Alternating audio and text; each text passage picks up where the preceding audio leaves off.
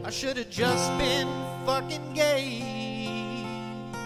Just been fucking gay. I have a competition in me. I want no one else to succeed. I hate most people. Now let's blow some shit up. A listener named Ryan Harkness, he hit one out of the park. Bunch of slap-jawed gets around here.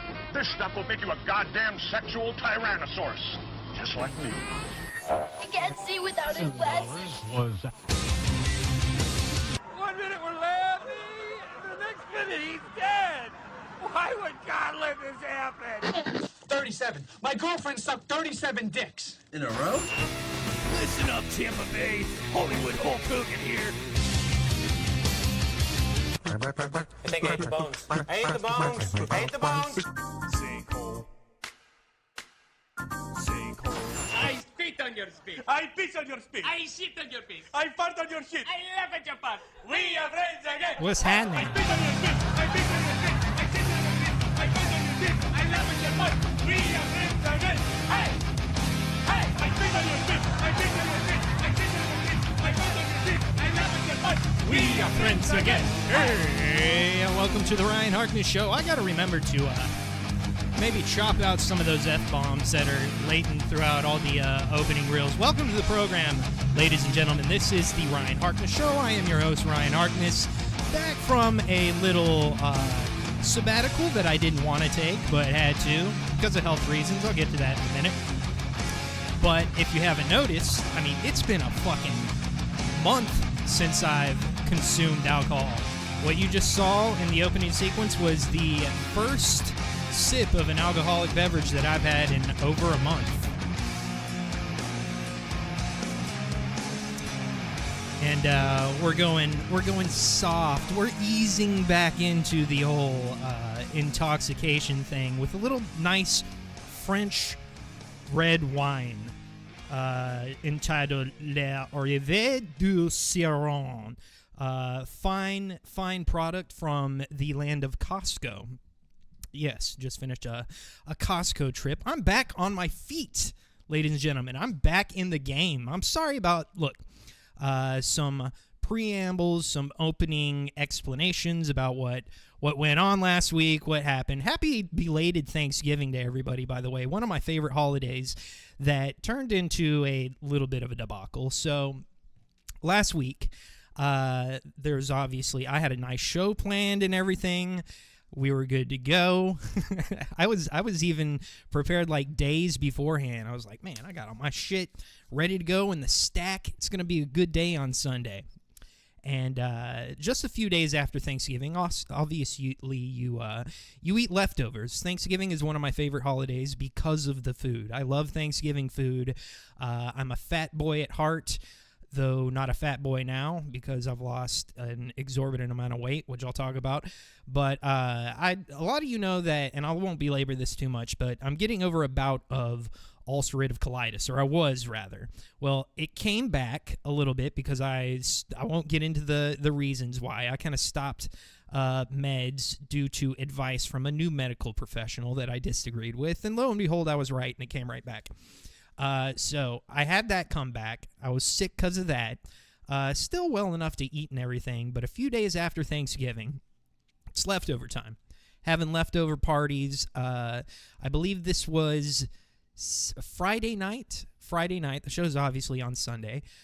Friday night, we had some ham sandwiches, leftover ham sandwiches. I made, for me and the old lady, some nice Thanksgiving chaffle-style keto ham sandwiches with the leftover ham.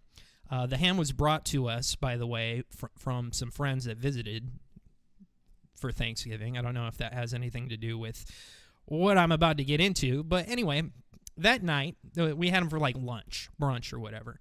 That evening, homegirl started getting a rumbly in her tumbly while we're laying in bed, and she had a glass of wine that night. And she was like, oh, man, I think there's something up with this wine or something. I think it's bad.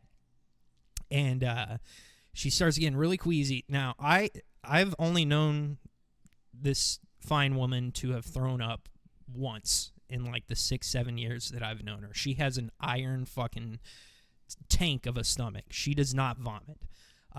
Even if she's sick or drinks too much or whatever, she holds it in like a champ. It's really remarkable, actually. But she was like, I think I'm going to puke. And literally seconds later, she hops up and fucking starts retching in the bathroom. I was like, oh, fuck. That wine must have been bad. Good thing I'm sick and I didn't have any of it. I wasn't thinking food poisoning at the time. But I had eaten my sandwich approximately 1 hour later than her. She ate first. I made her sandwich, and then I ate mine like an hour later. But I'm feeling okay, and still laying in bed. I'm like, shucks, that sucks. She's really going through it. Must have been some bad Costco wine. An hour on the dot later, I start getting the worst fucking stomach pains and the worst nausea. And boom, I was fucking right in the game with her. We were buddies huddled up next to the fucking porcelain throne that night, and we got food poisoning. We got really, really fucking bad food poisoning that knocked us out all day the next day, Saturday. And I don't know if you know what it's like to have ulcerative colitis or food poisoning on top of ulcerative colitis, but that is not fun. So I saw God, basically. It was one of those almost psychedelic-like near-death experiences. You know that South American tribe that a coming to rite of passage of men, the men like make these woven gloves out of leaves, and then they sew bullet ants, which is one of the most painful insect stings that you could ever possibly experience. They weave these ants all on the inside of the gloves, so the ant stinger ass end are all pointing in on the inside of the gloves, and then they put them on and they dance with them like this for like 24 hours, and that's how you become a man. Just pure pain, pure misery. That's kind of what I like and what I went through the day after the first day of food poisoning. And next day, wasn't feeling too great either. I'll spare you the details, but obviously all the nasty things that come with food poisoning. And right at the beginning of the day, even though it was Sunday, I had time to get better and everything. I knew there was no way that I could do a show that evening. So I had to call it due to food poisoning, call it due to sick. Now, I realize it's not lost on me the irony of the fact that just the previous show, I had shit all over Johnny Crutches for going, well, my MS, I got multiple sclerosis. Everybody cry for me. I'm going to cry for me on the internet. Shit all over him. I believe I might have gotten godsmacked. Is that the right term? It's not just a shitty late 90s, early aughts butt rock band, but I believe getting godsmacked is like shitting on Johnny Crutches for crying about his multiple sclerosis, and then God smacks you with horrible food poisoning immediately after, and then you have to miss a show. Look, I realize that I do this because I enjoy it. It's fun. I know that I'm not going to get black lung by venturing into the cobalt mines or anything like that. This isn't hard labor, but I promise you I could not have delivered you not even a decent show, but any kind of show that day. So I apologize.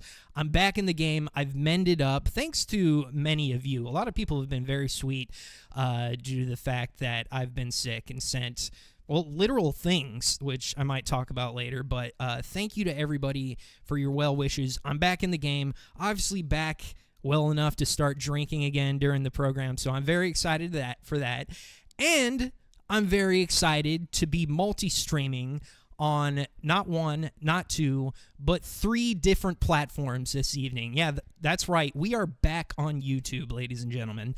And I'll talk about that in a minute, but I would be remiss if I didn't remind you guys that this is a fully listener-supported show here on the Ryan Harkness Show. You could support the program monetarily by going to buymeacoffee.com. patreon.com/Harkness Show. That is a preferred method of super chatting the program. If you leave me a little something, I will happily read your donation on air, be it positive, negative, whatever. It's what keeps the lights on around here. Again, preferred method, buymeacoffee.com/Harkness Show. Rumble rants are available too, but meh, you know how that goes. They take out a buttload of money and they give it to me really slow. But if you don't have a few bucks to throw my way, you could always just follow me at Ryan Harkness _. Follow the all the channels, the one on Rumble, the one on YouTube, all that good stuff. And of course, you can just hit the thumbie and share out the link to the program to help out the show, and that's always free. So, back on YouTube, which I'm very happy to be. Why am I back on YouTube? Well, for a variety of reasons. Number one, I have become kind of upset with the reliability that I have seen. What's up, Mary Jane? Mary Jane, let me know if, well, I'll talk to you about it later.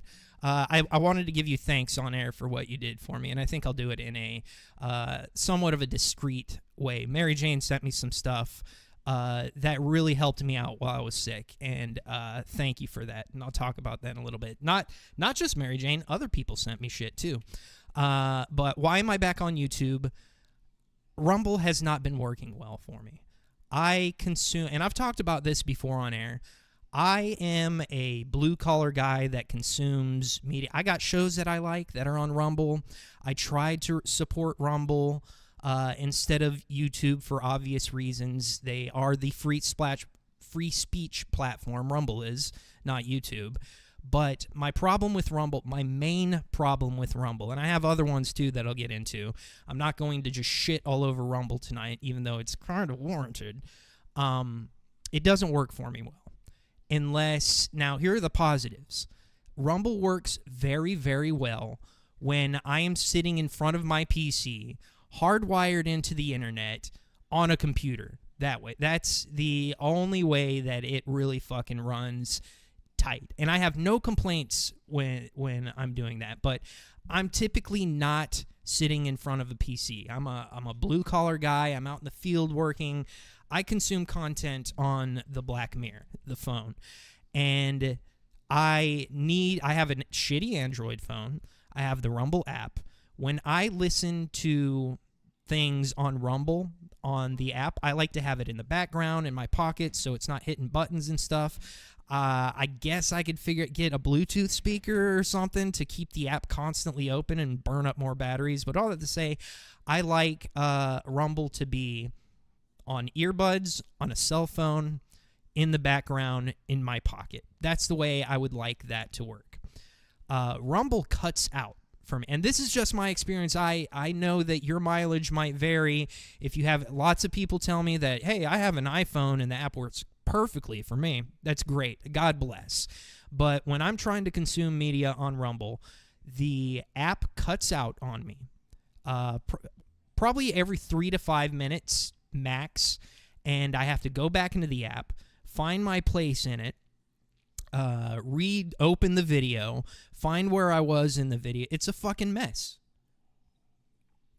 It renders the experience shitty for me trying to listen to things on Rumble, and it's been so bad that it's outweighing the positives that Rumble gives you, like the whole free speech thing.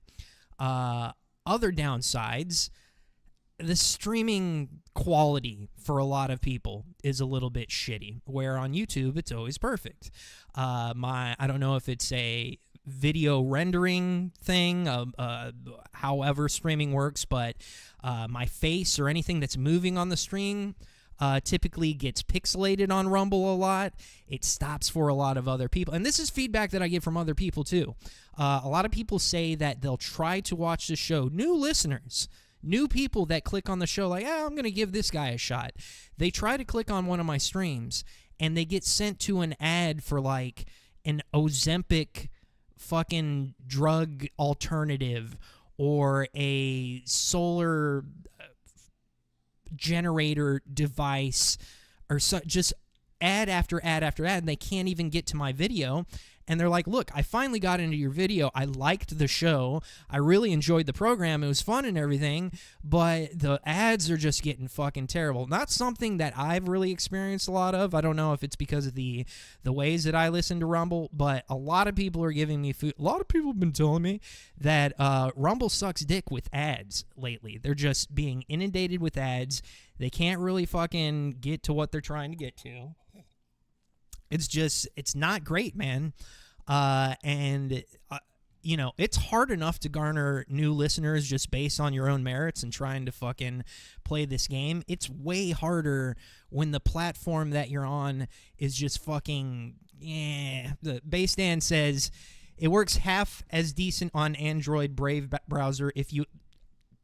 I'm going to read your comment first. It works half as decent on Android Brave browser if you blow up the screen, back out to the home screen, and then turn off the screen. BitChute barely works when the screen is off as well. Based on, I got the Brave browser, and Los Tejas Synthesizer says, yeah, you can't replay without ads every 5 fucking minutes. Something that I've seen. I got Brave browser to try to do that, and I didn't get any ad, but I can't even get it to play in the fucking background for me. It's not working. Maybe I need to reinstall the app. I'm going to tinker with it a little bit more, but my fucking... Well, we're going to talk about that, Los Tejas, the $20 million that they spent on Dr. Diddlesworth. It's just not looking good, man. And, look, this isn't an uber spicy show. This isn't a show that, you know, is centered around spicy political topics or things that you're not allowed to say on YouTube. And I just need a platform that works consistently for my listeners. If I don't have that, I don't have shit. It's just, you gotta have that. So I'm gonna start streaming on YouTube now and giving you guys, because some of you, look, if you want to watch on Rumble, still watch on Rumble. That's great. But now you guys have an alternative that works fucking very, very well, and it does all the time. And look, there's the YouTube link right there. If you guys want to, I don't want to see my Rumble numbers drop off. They're not doing too great tonight anyway, because I missed a show last week. But I want to provide, yet there's nothing wrong with more platforms. You know, if you're the kind of person that's getting inundated with ads on Rumble, or the app doesn't work for you like it doesn't for me, any of that shit, now you have something else to fucking use, which is YouTube. And the obvious concern is, are you going to cuck your show? Are you going to be YouTube friendly slur? Look, I used to do FM radio. I used to be on a platform. I started out behind a microphone on a platform where you couldn't say the S word for potty. You couldn't say shit. You couldn't say fuck. You couldn't say any of that without putting your company at risk for a thousands and thousands and thousands of dollar fine from the FCC. And they took that shit really seriously. Dump buttons, 15-second delays, all that kind of stuff. And you learn how to say things without saying them. So I grew up in that. I cut my teeth in that dynamic where you had to censor yourself. Now, there's a saying from Orson Welles, I believe, said, the greatest enemy to art is an absence of limitations. And what that means is constraints on your artistic ability or your medium, whatever that is, painting, radio, whatever it is. Constraints force you into a situation where you have to use more creativity to get your point across, to create your art rather. Limitations actually breed creativity in a lot of ways. And I'm actually kind of excited at the venture of going back on YouTube rather than being on Rumble where I could just blast N's and F's and stuff. I had my fun with that. I think it's been 6 months exclusively on Rumble, not streaming on YouTube. but the novelty has wore off. It really has wore off, just being able to blast N-bombs willy-nilly. I don't need to do that. I had my fun. I have tactics that I'm going to explain to you guys in a minute that I could still do the same fucking quality of show, same caliber, same amount of humor, all that kind of shit, with the new set of limitations that is you staying within YouTube's terms of service. And I'm going to go over some of those things with you guys right now. So how do I do a show? How do I do the Ryan Harkness show? As I don't think it's that spicy, but, you know, I like to make untoward off-color jokes and things like that.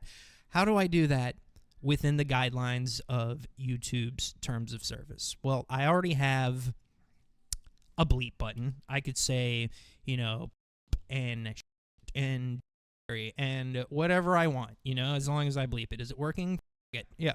Yeah, the bleep button works. So there's the bleep button. I even use the bleep button on Rumble. Very obvious tool.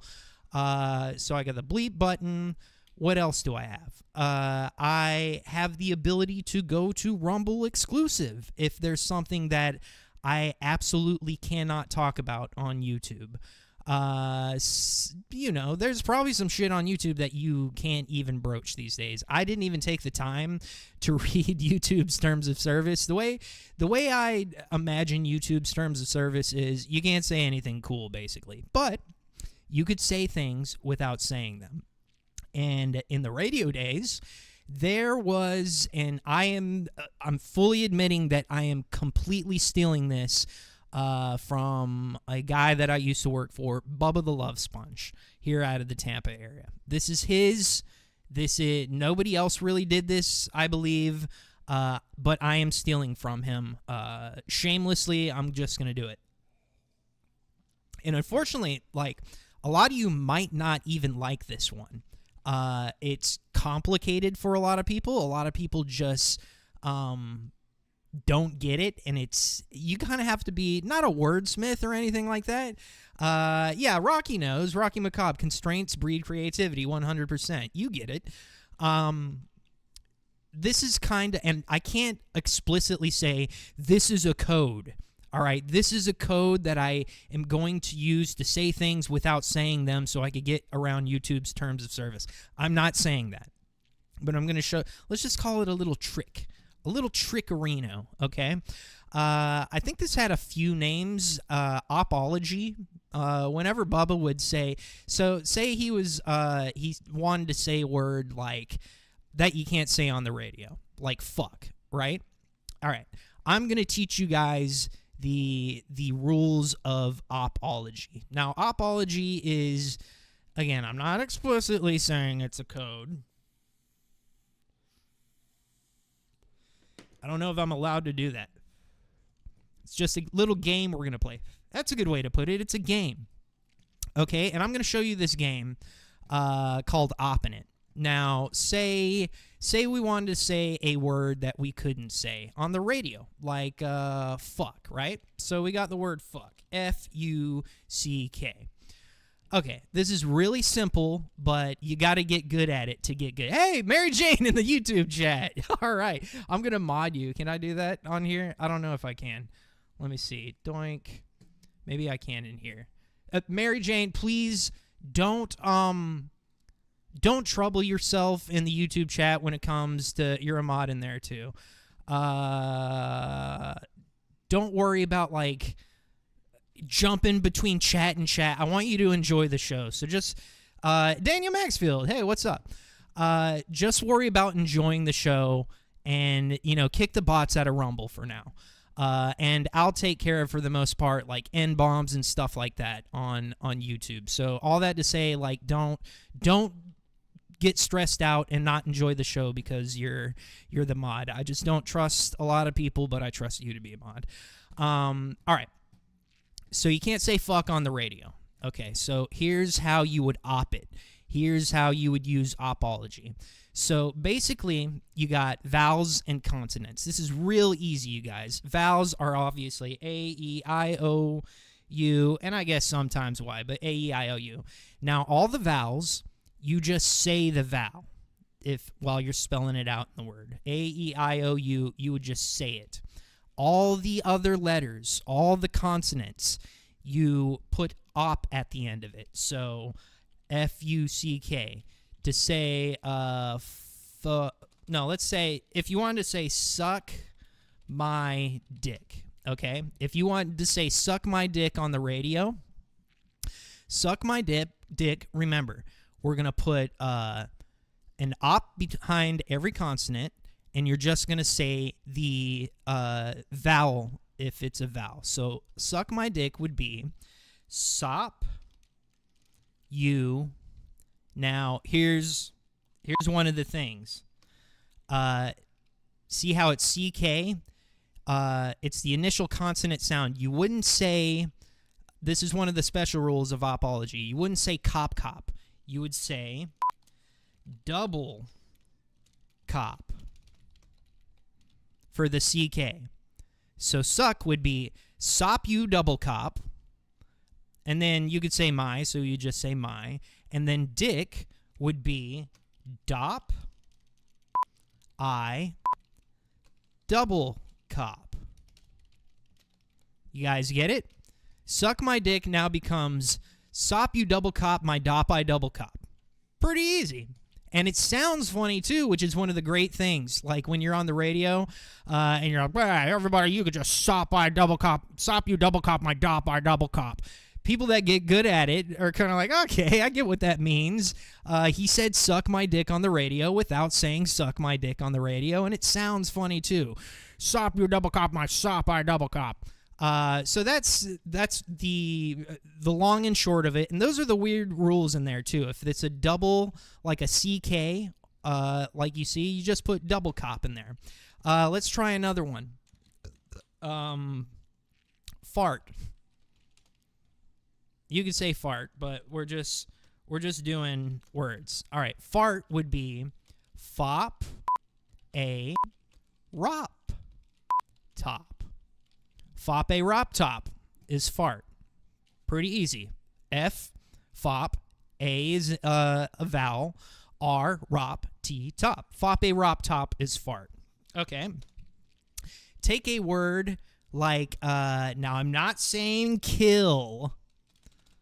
I wouldn't use op to code out kill, but there's a type of shrimp that baleen whales eat, like krill. Krill is a word, right? Little, tiny shrimp. Krill would be cop, rop, I, double lop. Cop, rop, I, double lop. That's krill. Cop, rop, I, double lop. So that's the rules to opology. Just remember, if you apply these rules, and I said, we should cop I double lop, A double lop, nop I double goppy rops. Don't say it in the YouTube chat, but that's how you would say something you can't say. And I would also like to say that the joppy wops control the banks and the media. You get it. That's how opology works. That's how you op it. It's really easy, and that's one of the tactics that I'm going to use. And maybe I'll clip this out so I could, just put it on the YouTube channel so people know how to speak opology from now on. So we got the bleep button. Fuck all you and it's. We have the opology. Cop I double op, A double lop, nop I double goppy rops. And what else do we got? We could always go to Rumble exclusive. I got something too. You guys are gonna love this. Check this out. All right, so I actually put in some work. I learned how to shut off the YouTube stream, go to Rumble exclusive, all that kind of shit. Now I have a little stinger. Okay. Now, if you think of the YouTube's terms of service, and I'm going to have to use these tricks tonight. I absolutely am. I could tell already due to some of the shit that we're going to get into. What we're going to do is I have a new stinger, and this copy. Yes, yes, crispy biscuit. Copy. See, crispy biscuit gets it. Joppy wops still suck. All right, we got apology down. We figured it out. I have a new stinger, by the way, too. Now, say on YouTube, you can pretty much say anything that you want on Rumble, right?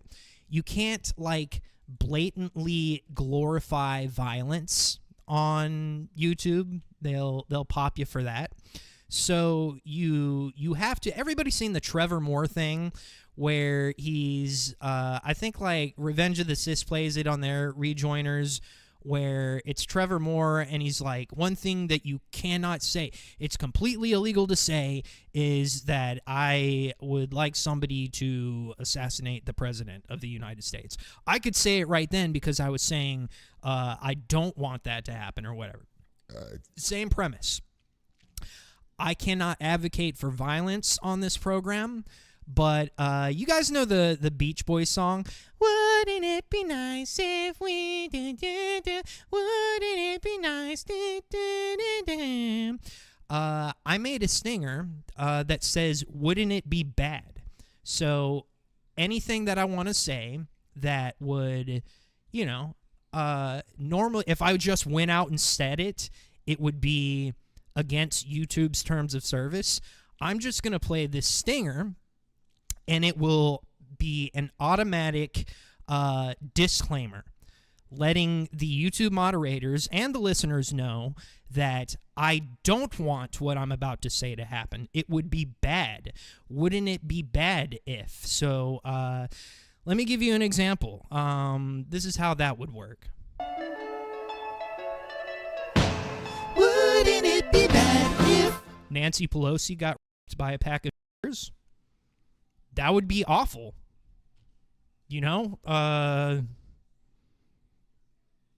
Let's try it again.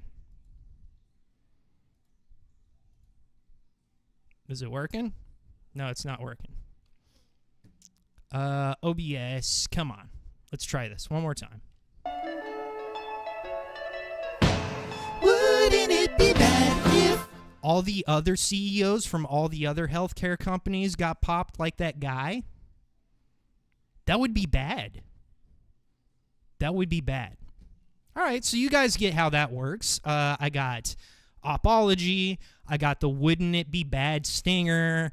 I could go to Rumble exclusive. I got the bleep button. I got all the tools I need to be able to do this fucking show. So let's do this fucking show. Jesus Christ. Whew. You guys get it. We're still going to do the show. It's still going to be fun. It's going to be fucking hilarious, regardless of whether or not we're on YouTube. You guys just have another highly reliable platform to watch this on. So let's get into the fucking content, folks. Now that people have shuffled in here, buymeacoffee.com is the place to donate to the program. I will remind you guys that if we get to the $200 goalie goal, I will be providing you with and this time, drunken impromptu parody song, as I do. Largest donator of the night gets to pick the song and subject matter if we hit that $200 goalie goal, and only if. But again, first alcoholic beverage in over a month. And I got to show you guys something before I get into the content. This is cool as fuck. Let me, this came from Ray Ray. Ray Ray is happy.com. Ray Ray is happy on Twitter. So if you watched the last show, we did a little Aaron M. Holt parody, pirate themed, all that kind of stuff. And it was in the spirit of one of Ray Ray's drawings, where he took my song lyrics and made fun of the fact that Aaron stole Mersh's bit about this show's like a pirate ship or whatever. Ray Ray did something really fucking cool for me, and I'm going to show you guys that now. Let me get rid of, just a second, the green screen on my camera here, because what I'm going to show you has green on it, so it won't show up. So I'm going to get rid of this filter. Doink. All right, check this out. The Ryan Harkness Show now has its own official coffee mug. And not only does it have its own official coffee mug, but on the other side, I got Ray Ray's wonderful "Radio didn't go great. Now I'm a streamer." That's right. This is this bad boy. I got 2 of these. One of them is going to be used on the show all the time, and the other one is getting locked away in perpetuity so that it doesn't get chipped, fucked up. Thank you, Ray Ray. That is the fucking coolest thing ever. I love this shit. Ryan Harkness Show mug, all mine, not for sale. He sent me a couple of those for Christmas. Very good Christmas gift, and put me in a very good mood. All right. Let's get into the content. Thank you, Ray. Check out RayRayIsHappy.com and check out his awesome comic, Detractor. And he's also a really good Twitter follow as well. So I suggest you do that. All right. More on Rumble. More on Rumble, I guess. Why am I not oh, by the way, this was fucking... I'm sure you guys saw the fucking... what's it called? The thumbnail. But this truly is, I think, maybe the funniest fucking thumbnail that I've ever done. This is, just in case you guys didn't see it, let me get rid of my camera. You know how, like, all YouTube videos have a faggot going, like, whatever it is. This is my rendition of what exemplifies my return to YouTube. So every now and then I could make myself laugh, and I thought that was that's a pretty dope thumbie. Let's shit on Rumble a little bit, can we? I think it's warranted. So I mentioned all these problems that Rumble has with their app and how it sucks dick. It doesn't work. You would think, like, a platform with all those problems, every bit of income, every extra dime that they could throw at, making their platform as much like YouTube as possible. YouTube just fucking works flawlessly all the time for me. I really love YouTube. I hate their gay rules and all that shit. But I love it from a technological standpoint. It's just so reliable. It works so well. I hate to glaze them that much, but that's what I believe Rumble should strive for when it comes to how they spend their money. Expand the server farms, hire better developers, whatever that shit is, whatever makes the YouTube reliability juggernaut, emulate that, man, and the rest will come, in my opinion. That's what fucking made YouTube the thing that it is. You're trying to sell this wild west thing, this right-wing thing, and you don't really have the foundation down, which is, your app playing videos, which is the whole reason for it. But they do have money to throw at talent to come to their platform. Not even exclusively, mind you. They pretty much all these people are streaming on other shit like Twitch or YouTube or whatever. Now, Rumble just paid Dr. Disrespect, and I don't know if these are confirmed numbers, but people are saying in upwards of $20 million to come and stream on fucking Rumble when they're instead of fixing their website. Let's see how old Doc Disrespect has been doing lately. This is from one of his recent streams, and he melted under the slightest bit of chat heat. Let's check this out. A kitten in the chat goes pedal pedal pedal pedal pedal pedal pedal pedal he did pedal pedal pedal pedal pedal pedal PDF pedal pedal PDF pedal PDF PDF pedal pedal file pedal he the PDF he said it but he admitted it, he said it he admitted what the fuck. You could tell that this is one of those guys that kind of like... No, I don't want to say that. Look, when you get the heat, there's several tactics. You could lean into it, you know. I wouldn't call this leaning into it. You could just ignore it. I mean, he has multiple chat moderators, I guarantee you, that have popped that person for spamming pedo in his chat. He could not ignore it.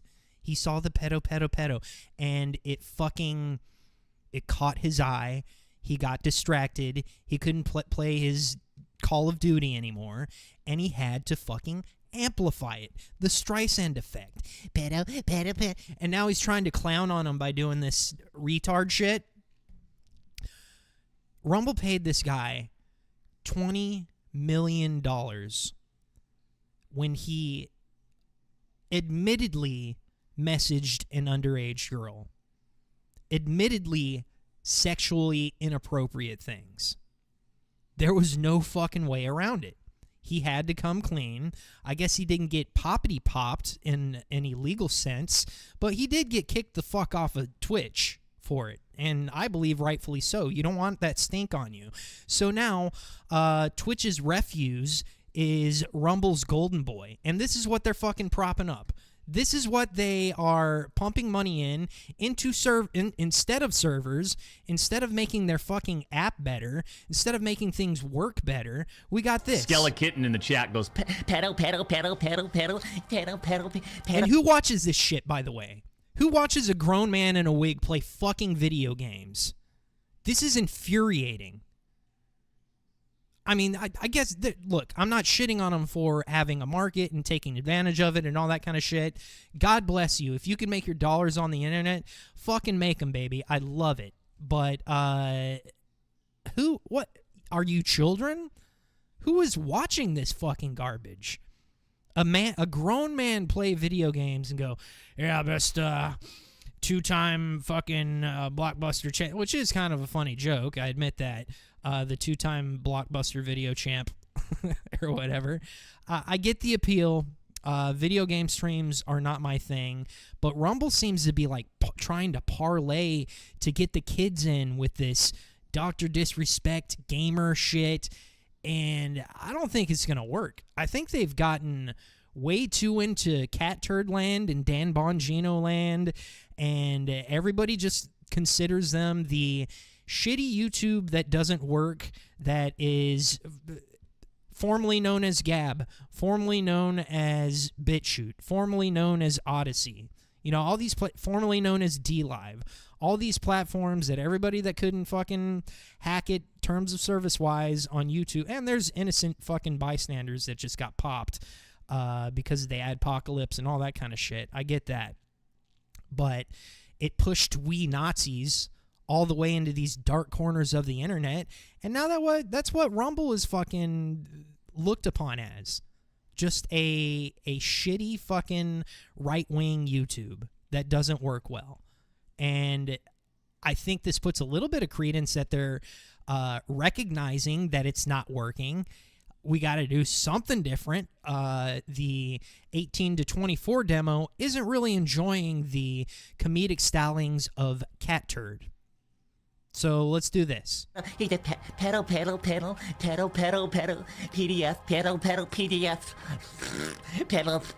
PDF, PDF, pedophile, he's a PDF. He said it. You did say it. You did say it. You said it.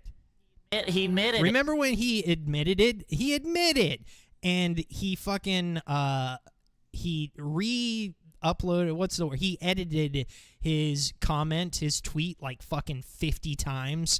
Like, oh, it was sexual. It was definitely sexual. I mean, it was inappropriately sexual. It was, yeah, you fucking messaged a child about sex shit. You were sexting.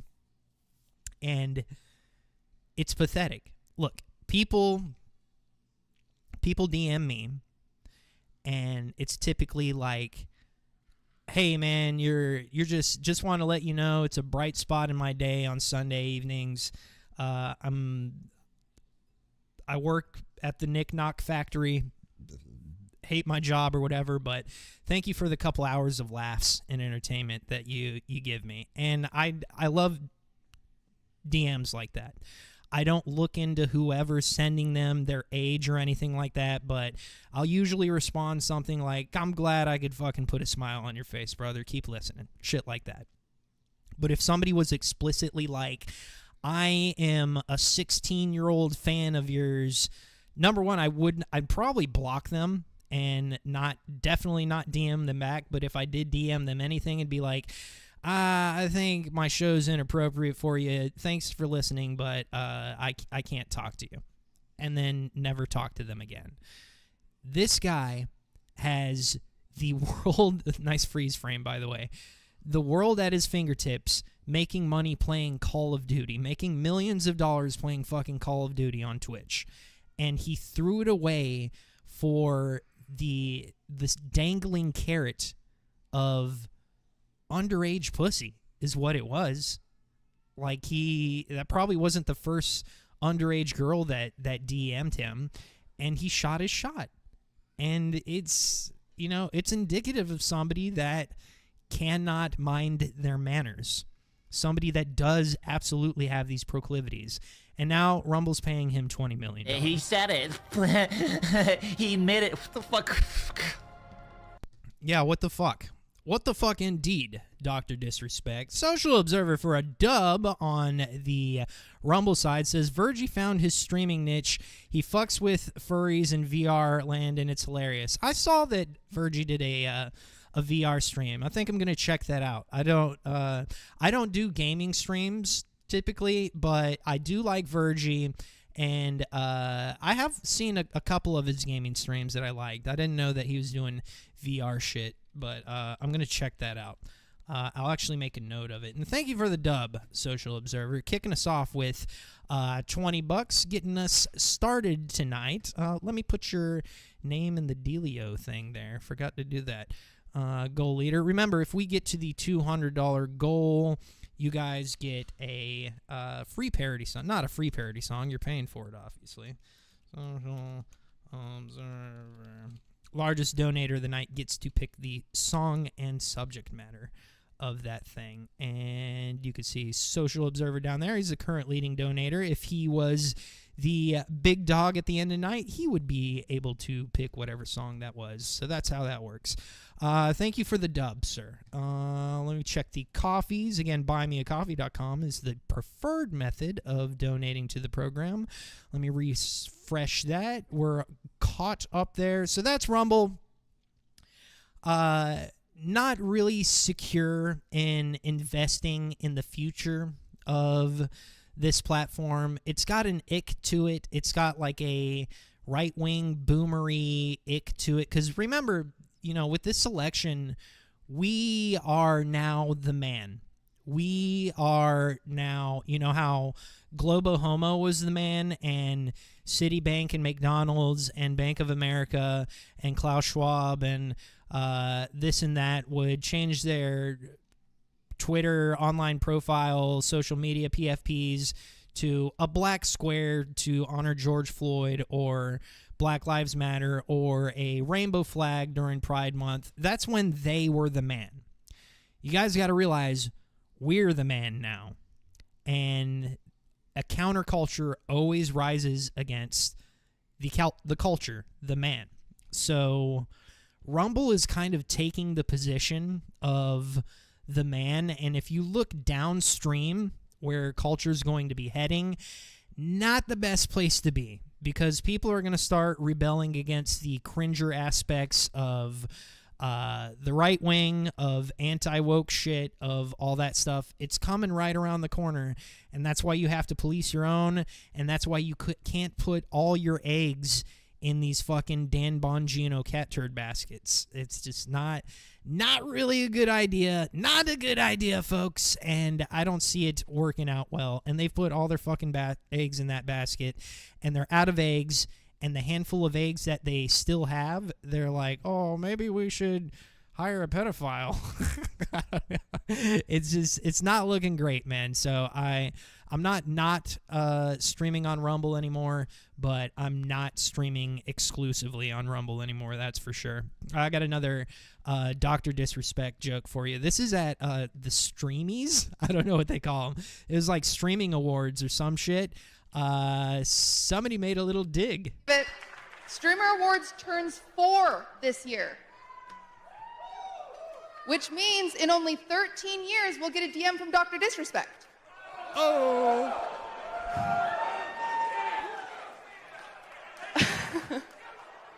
I'm also excited to announce that this stream is being brought to you. I thought it was funny, Toots. I don't know if they don't have your audience mic'd up real well, or if everybody was kind of uncomfortable with that one, but I'm glad she fucking threw that in there.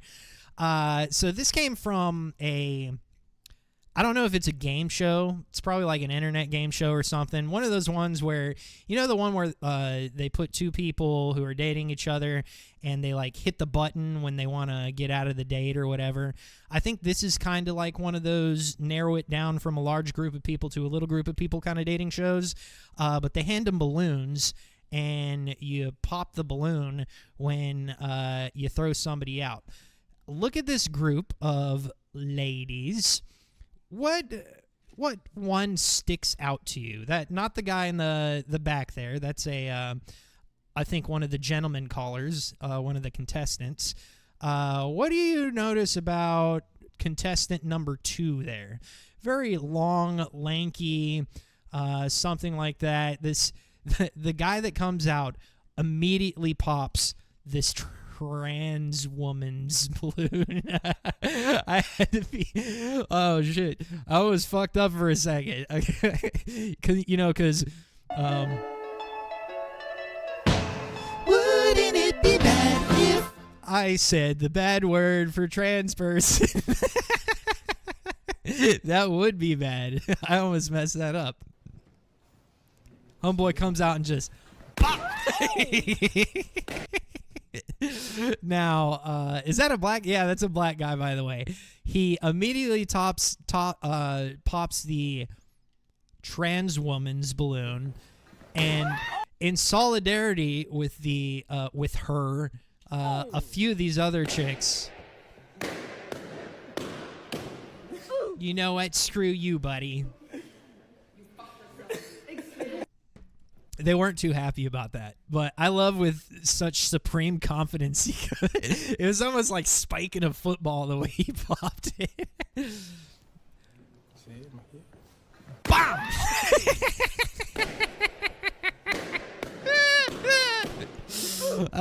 That gave me a laugh.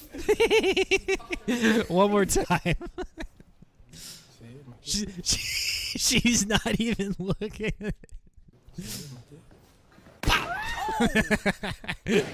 Yeah, that's good shit. And of course a lot of the other women. Why would you get mad? You're higher up in the ranks now. I don't know why you're so angry. All right, let's watch a little again, I didn't read YouTube's terms of service. I'm not watching those videos or any of that shit.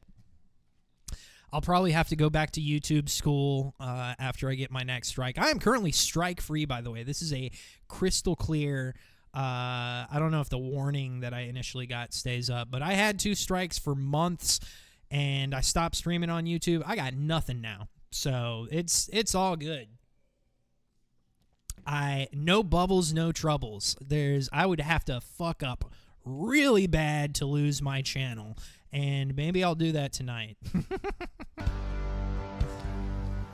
So this is a visual representation of the problem of open borders, basically. I thought this was interesting. This gumball represents the 1 million legal immigrants that the United States has taken every year on average since 1990.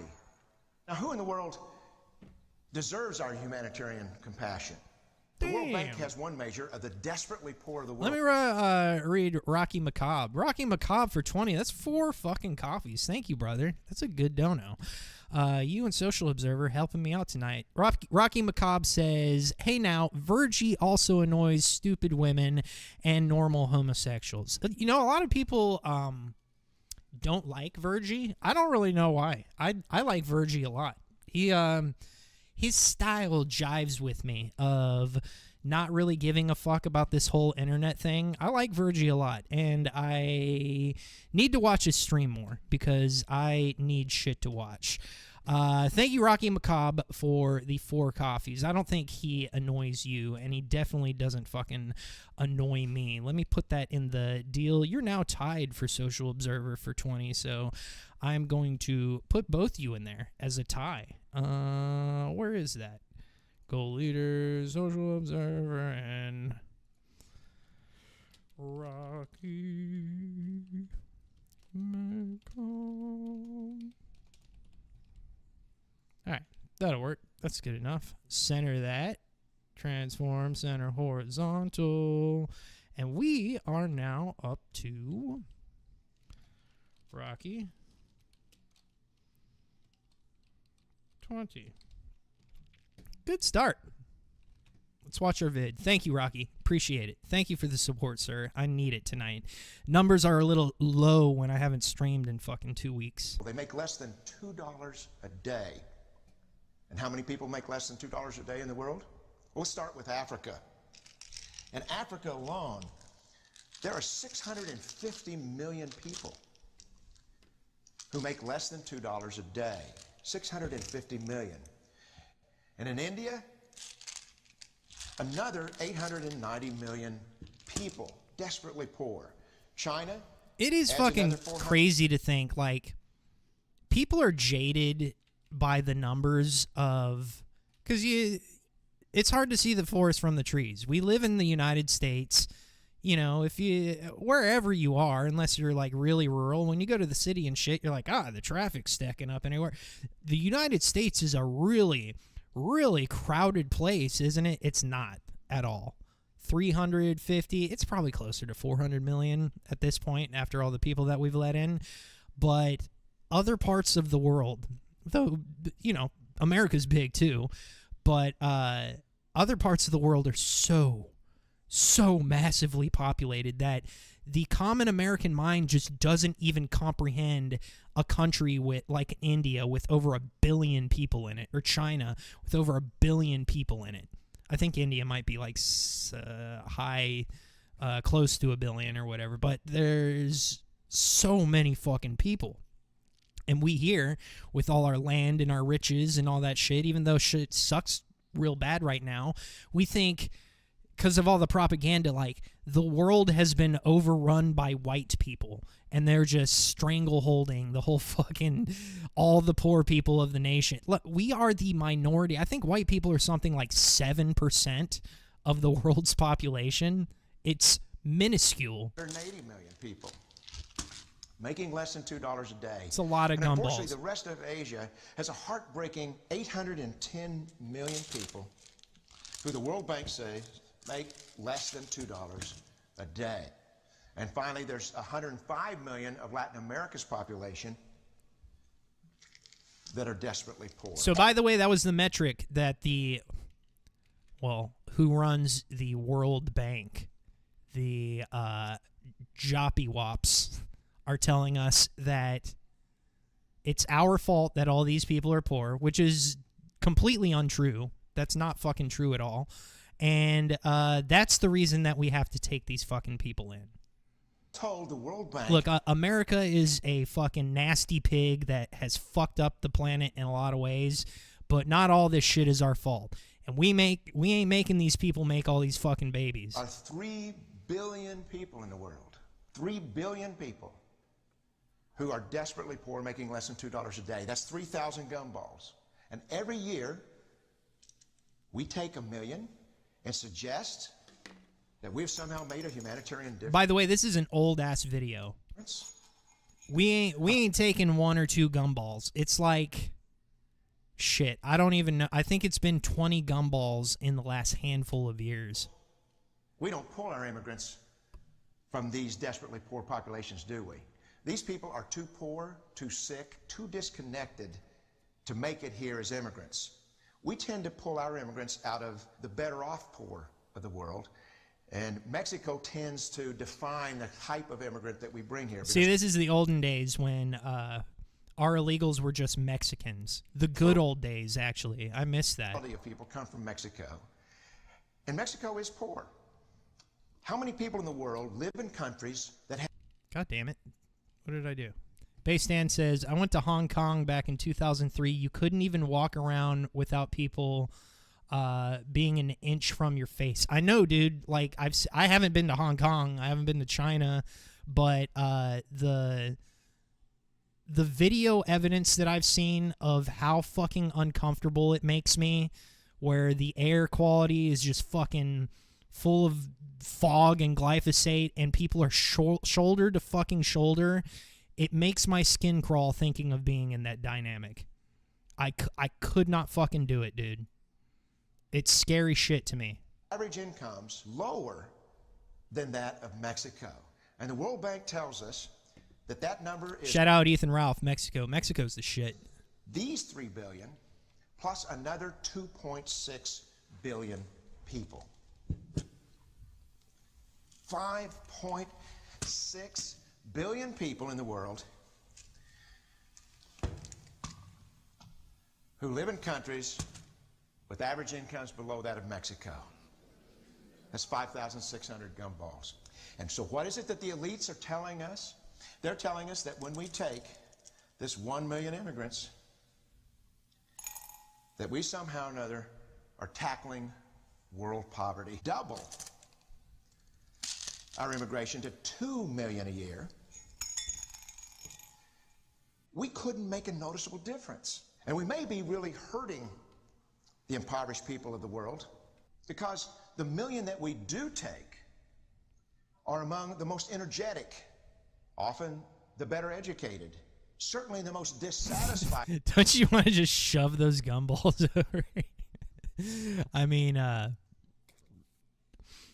yeah, the gumballs, not the people that they represent. People that, if they did not immigrate, would be the agents for change to improve the lot of all the people in these countries. The true heroes in the global humanitarian field are the people in these countries.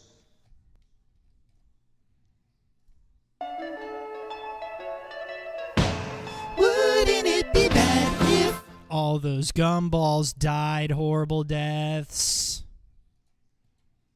The wherewithal to immigrate to another country, but instead stay in their countries, to apply their skills to help their fellow countrymen. Unfortunately, our immigration system tends to entice these very type of people to abandon their countrymen. The impossibility of making even a dent is actually worse than it looks here. Because last year, when we took 1 million immigrants, these countries added births over deaths. Is that true, Mary Jane? 80 million more people into the impoverished population. Took a little pew-pew action? This year, Congress is bringing in 1 million legal immigrants. And this year, according to the United Nations, these countries Wouldn't it be bad? are expected to add another 80 million people. And next year, you can be quite sure that Congress will bring in another 1 million immigrants. Oh, thank you. And these countries, unfortunately, will be adding... Puerto Rican prostate puncher says, just build... Where did it go? Just build a new well. They'll be fine. That's all they need is water. That's what they're missing. Wouldn't it be bad if Mary Jane shot a guy from the cartel and all the wells dried up tomorrow? Into these impoverished nations. We could take 5 million a year, but we'd never get ahead of what's happening in these countries. Not in this century. Don't you see? Immigration can never be an effective or significant way to deal with the suffering people of the world. They have to be helped where they live. 99. Conspiracy extremist for a coffee says, what the fuck is a virgie? A virgie's a real ass is what he is. 9% of them will never. Thank you, buddy. Did you buy the shit I told you to, by the way? Be able to immigrate to a rich country. There's no hope for that. They have to bloom where they're planted. The only place that 99.9% of these people can be helped is where they live. Let's help them there. I agree. Let's help them absolutely nowhere near here. That's scary shit, man. Just who's that guy, Steven Pinker or whatever, who's like such an optimist about numbers and shit, is like, you know, we have it better than ever. People don't even realize because we have like people make more money and shit, and if you look at the temperatures, since we have air conditioning, like we didn't have this shit, dog. This shit is fucking people's brains up really, really bad. And I think in a lot of ways it's worse now than it was in the fucking Dust Bowl and when people were, you know, growing fucking rutabagas and turnips in their yard, and it was tough and all that kind of shit. But let me see here. This might... It's probably not a good idea to play this, but I'm going to give it a shot anyway. I don't think there's anything too Spice-a-Reno in this, but the Hodge twins, who I've considered, you know, so I've never watched the Hodge twins because they were on the Blaze, and I hate Glenn Beck, and I hate fucking the right-wing mainstream Ben Shapiro-y, Glenn Becky, Steven Crowder-y, all that kind of shit. And I always associated them as like the Tolkien black guys that can just say, you know, Trump, good, yeah. And they're obviously going to garner an audience by proxy just by doing that. So I never put any credence in them. Never watched any of their shit. Up until recently when they had Stu Peters on, and they've been kind of calling out the Joppy Wops a lot lately too. And I was like, holy fuck, I don't think they're on the Blaze anymore. They're not posting this shit on their YouTube channel. They're kind of doing some fucking spicy shit. And when I see black people getting Joppy Wop woke, I really like it. And they recently had the Dr. David Duke on their podcast. Obviously didn't put that on YouTube, but I think I could play the trailer for it. I watched I don't know if I watched the whole thing. I watched a lot of it. And I'll post the link to it in the chats, but it was something that probably most of you aren't going to garner like anything revolutionary or new from. You guys know all this kind of shit, but what it really revealed to me, well, just watch this. This has a few little nuggets in it. Hopefully this doesn't get me popped on YouTube. So you've been banned on all these platforms, so everybody else gets to tell us like who you are. So the whole point of having you come on the show, I want to know who you were from you, directly from your mouth. Well, thank you for that. So you established the clan in '74? Yeah, I got involved in a clan that already existed. It was the Knights of the KKK, and it was done by a very fine person. So you've never been a part of any lynchings or anything? Oh, God, no. Like all I know is what I see on like Hollywood TV. Representation of the Klan. Did you see I know about the Klan is what I've been taught. You had to see Black KKK Klansman, Spike Lee's movie, huh? So I can't stand that nigga. I can't stand it. Disavow. I ran for office. He's allowed to say I got it. elected to office 2 or 3 times. My slogan was equal rights for all, special privilege for none. And I said, unless we stop this immigration, it was going to be bad news for all the American people, blacks, whites, everybody else that's in the country. It's before your time, David.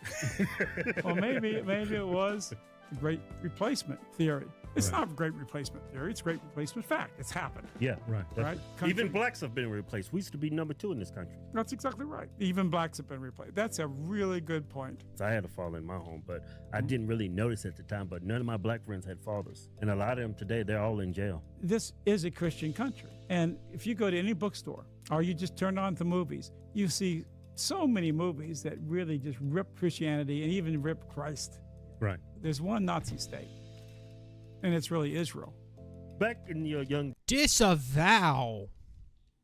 How dare you, Dr. Duke? He was with the Klan. Were you like sexually attracted to black women? I just broke my wine glass. No, I never was. No? I was always... Now I got to drink out of ARG, the official Ryan Harkness Show coffee mug. Partial to white girls. We got a gift for you. You probably don't need it. It's the N-word pass. N-word pass. You want to put your hood up? I won't need this pass because I never use it. Now, are you telling me I should start? So it's, you know, that's kind of the the least of what you saw. It's kind of a tame trailer, I get that. But I'll go ahead and post that in the chat because the Joppy Wop talk is very profound to hear David Duke wax poetic Joppy Wop wise with these two, I guess, pseudo black guys, mulatto black guys, but they're getting fucking pretty woke on the whole J thing, and that's the big takeaway from that is the not so much the fact that, you know, David Duke is on the Hodge Twins or whatever, but what they're fucking what's becoming of the mainstream. Because again, I always equated the Hodge Twins with like Glenn Beck and Ben Shapiro and all that kind of shit. Now that they're kind of breaking off and doing something a little bit spicier, what that indicates to me is that these narratives that have been getting us popped on YouTube, on Twitter previously, on all kinds of shit, are starting to be fucking... Well, I tweeted about it. Let me see if I can find that tweet. This is how I put it. I think I could pull this up. Yeah, I said, these guys have been going pretty hard lately. Just listen to this, and I suggest you do too. Not going to be anything new to most of you, but what it reveals is that the mainstream is changing. Noticing things will not be so uncommon for the normie in a few short years. And I really do believe that, man. The amount of... And it might just be like me in my Twitter echo chamber, only associating with people like you guys, that kind of shit, that makes me a little bit more, you know, feeling like it's going into the mainstream. But I think I'm right about that. I think there's the link in that side and in the YouTube side as well. If you guys want, check that out and bookmark it. Again, nothing that you guys probably don't know about, but it is kind of remarkable to see that kind of content going out over something like the Hodge Twins. That's fucking nuts to me. And it does show that, like, in a few years, and again, there's a lot of things coming into play. We're the man now. Trump won. He's a complete Zionist, at least on paper and outwardly, but culture's gonna go a different way, man. It really is.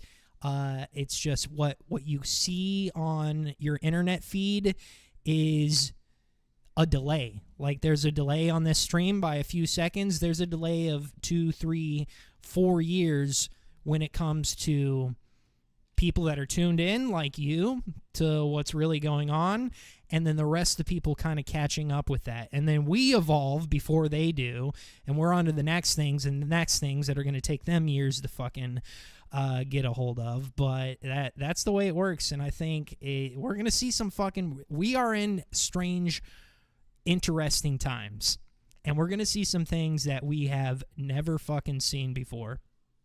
And here's some good news. Manslaughter charges have been dropped for Daniel Penny. You guys know Daniel Penny, the guy that choked out the insane drug addict black man who was threatening people's lives on a subway. He did so with the help of a few other people, also black. But he was the one that was charged with murder because the guy died. And he's been let off recently, which I find to be pretty good news. This is the... you know how they showed Trayvon Martin as like a baby and shit? Nina Turner tweeted this out and said, Jordan Neely was only 30. He deserved to grow old. I guess he was like a Subway Michael Jackson impersonator. One of those annoying fucks on the annoying subway ride where you're just going to work at 5 a.m. and you don't want to... You want to drink your fucking coffee and not be bothered. And there's a guy like... in the fucking swinging off of the pole and shit, and you're just like, God, kill me. He started out as one of those, but he eventually became a drug-addled madman filled with mania, threatening to kill people. And Daniel Penny took care of that one day, and now he's been acquitted. But to Nina Turner's tweet of her saying, "Oh, this poor little Michael Jackson impersonator, he deserved to grow old," I said, well, he's currently doing an outstanding Michael Jackson impression as we speak, if you get my drift.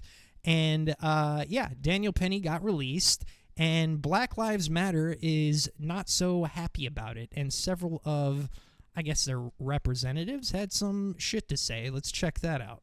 Pig, call him a hero. Apodappamus, hippopotamus, razzle dazzle. Pig, call him a hero. How?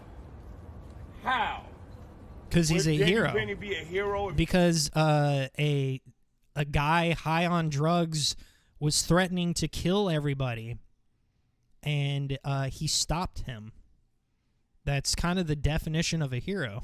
If Neely was white? No. He'd be a man that went too far. But that's America. That's America. Black lives do not matter to you. They didn't matter in the 2000s. They didn't matter in the 50s and 60s. They didn't matter in the 1800s. Black lives do not matter in America. Black people don't mean anything to white America. Look at this guy's fucking... What are these people's lives like? To be able to just shuffle through life and be so pissed off about this shit all the time. It really is remarkable to me that these people, Black Lives Matter people, can devote so much time and energy and get so little done and have so few people fucking get behind them. Co-founder of Black Lives Matter Greater New York.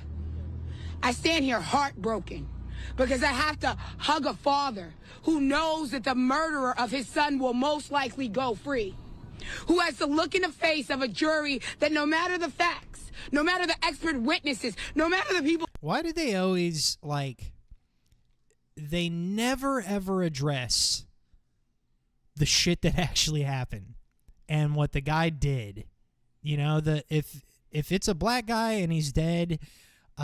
he's always innocent. It doesn't matter what the fuck he did. He could have, in this case, he threatened the lives of everybody on there. He said something to the effect that I'm going to kill all these motherfuckers.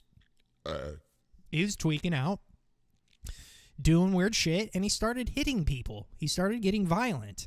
And this former Marine stopped him with the help of other people who were black, because they were also in fear for their lives. These BLM people never address what happened. They never address that George Floyd was, and I'm not saying that you deserve to die if you're passing off a fake dub or whatever, but he was high on enough fucking fentanyl to kill a fucking elephant, passing off a 20 at the Cup Foods, and, you know...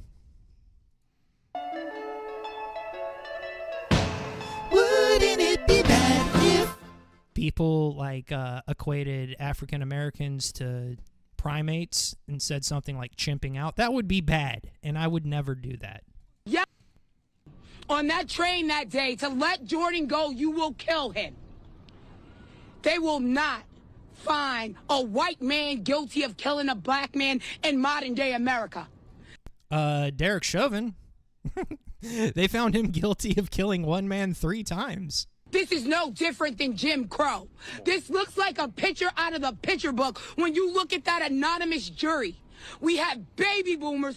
Oh, yeah. I'm with you, Toots. I hate fucking baby boomers, and we got a picture of that jury, by the way. The picture book, when you look at that anonymous jury, we have baby boomers who were there doing Jim Crow on this jury. We have young people who are looking at...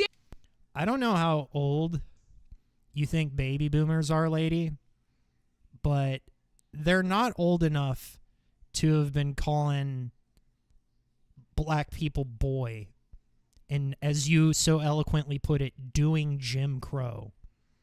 They're the people that fucking push things in the direction of you being so entitled, so fucking gassed up, feeling so invincible that you could say and do and justify whatever the fuck you want.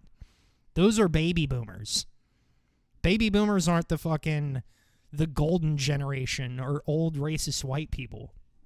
They're the fucking ones that push the pendulum way in the fucking wrong direction. Penny is a hero. And what America is a hero, a killer. He didn't give a crap about Jordan.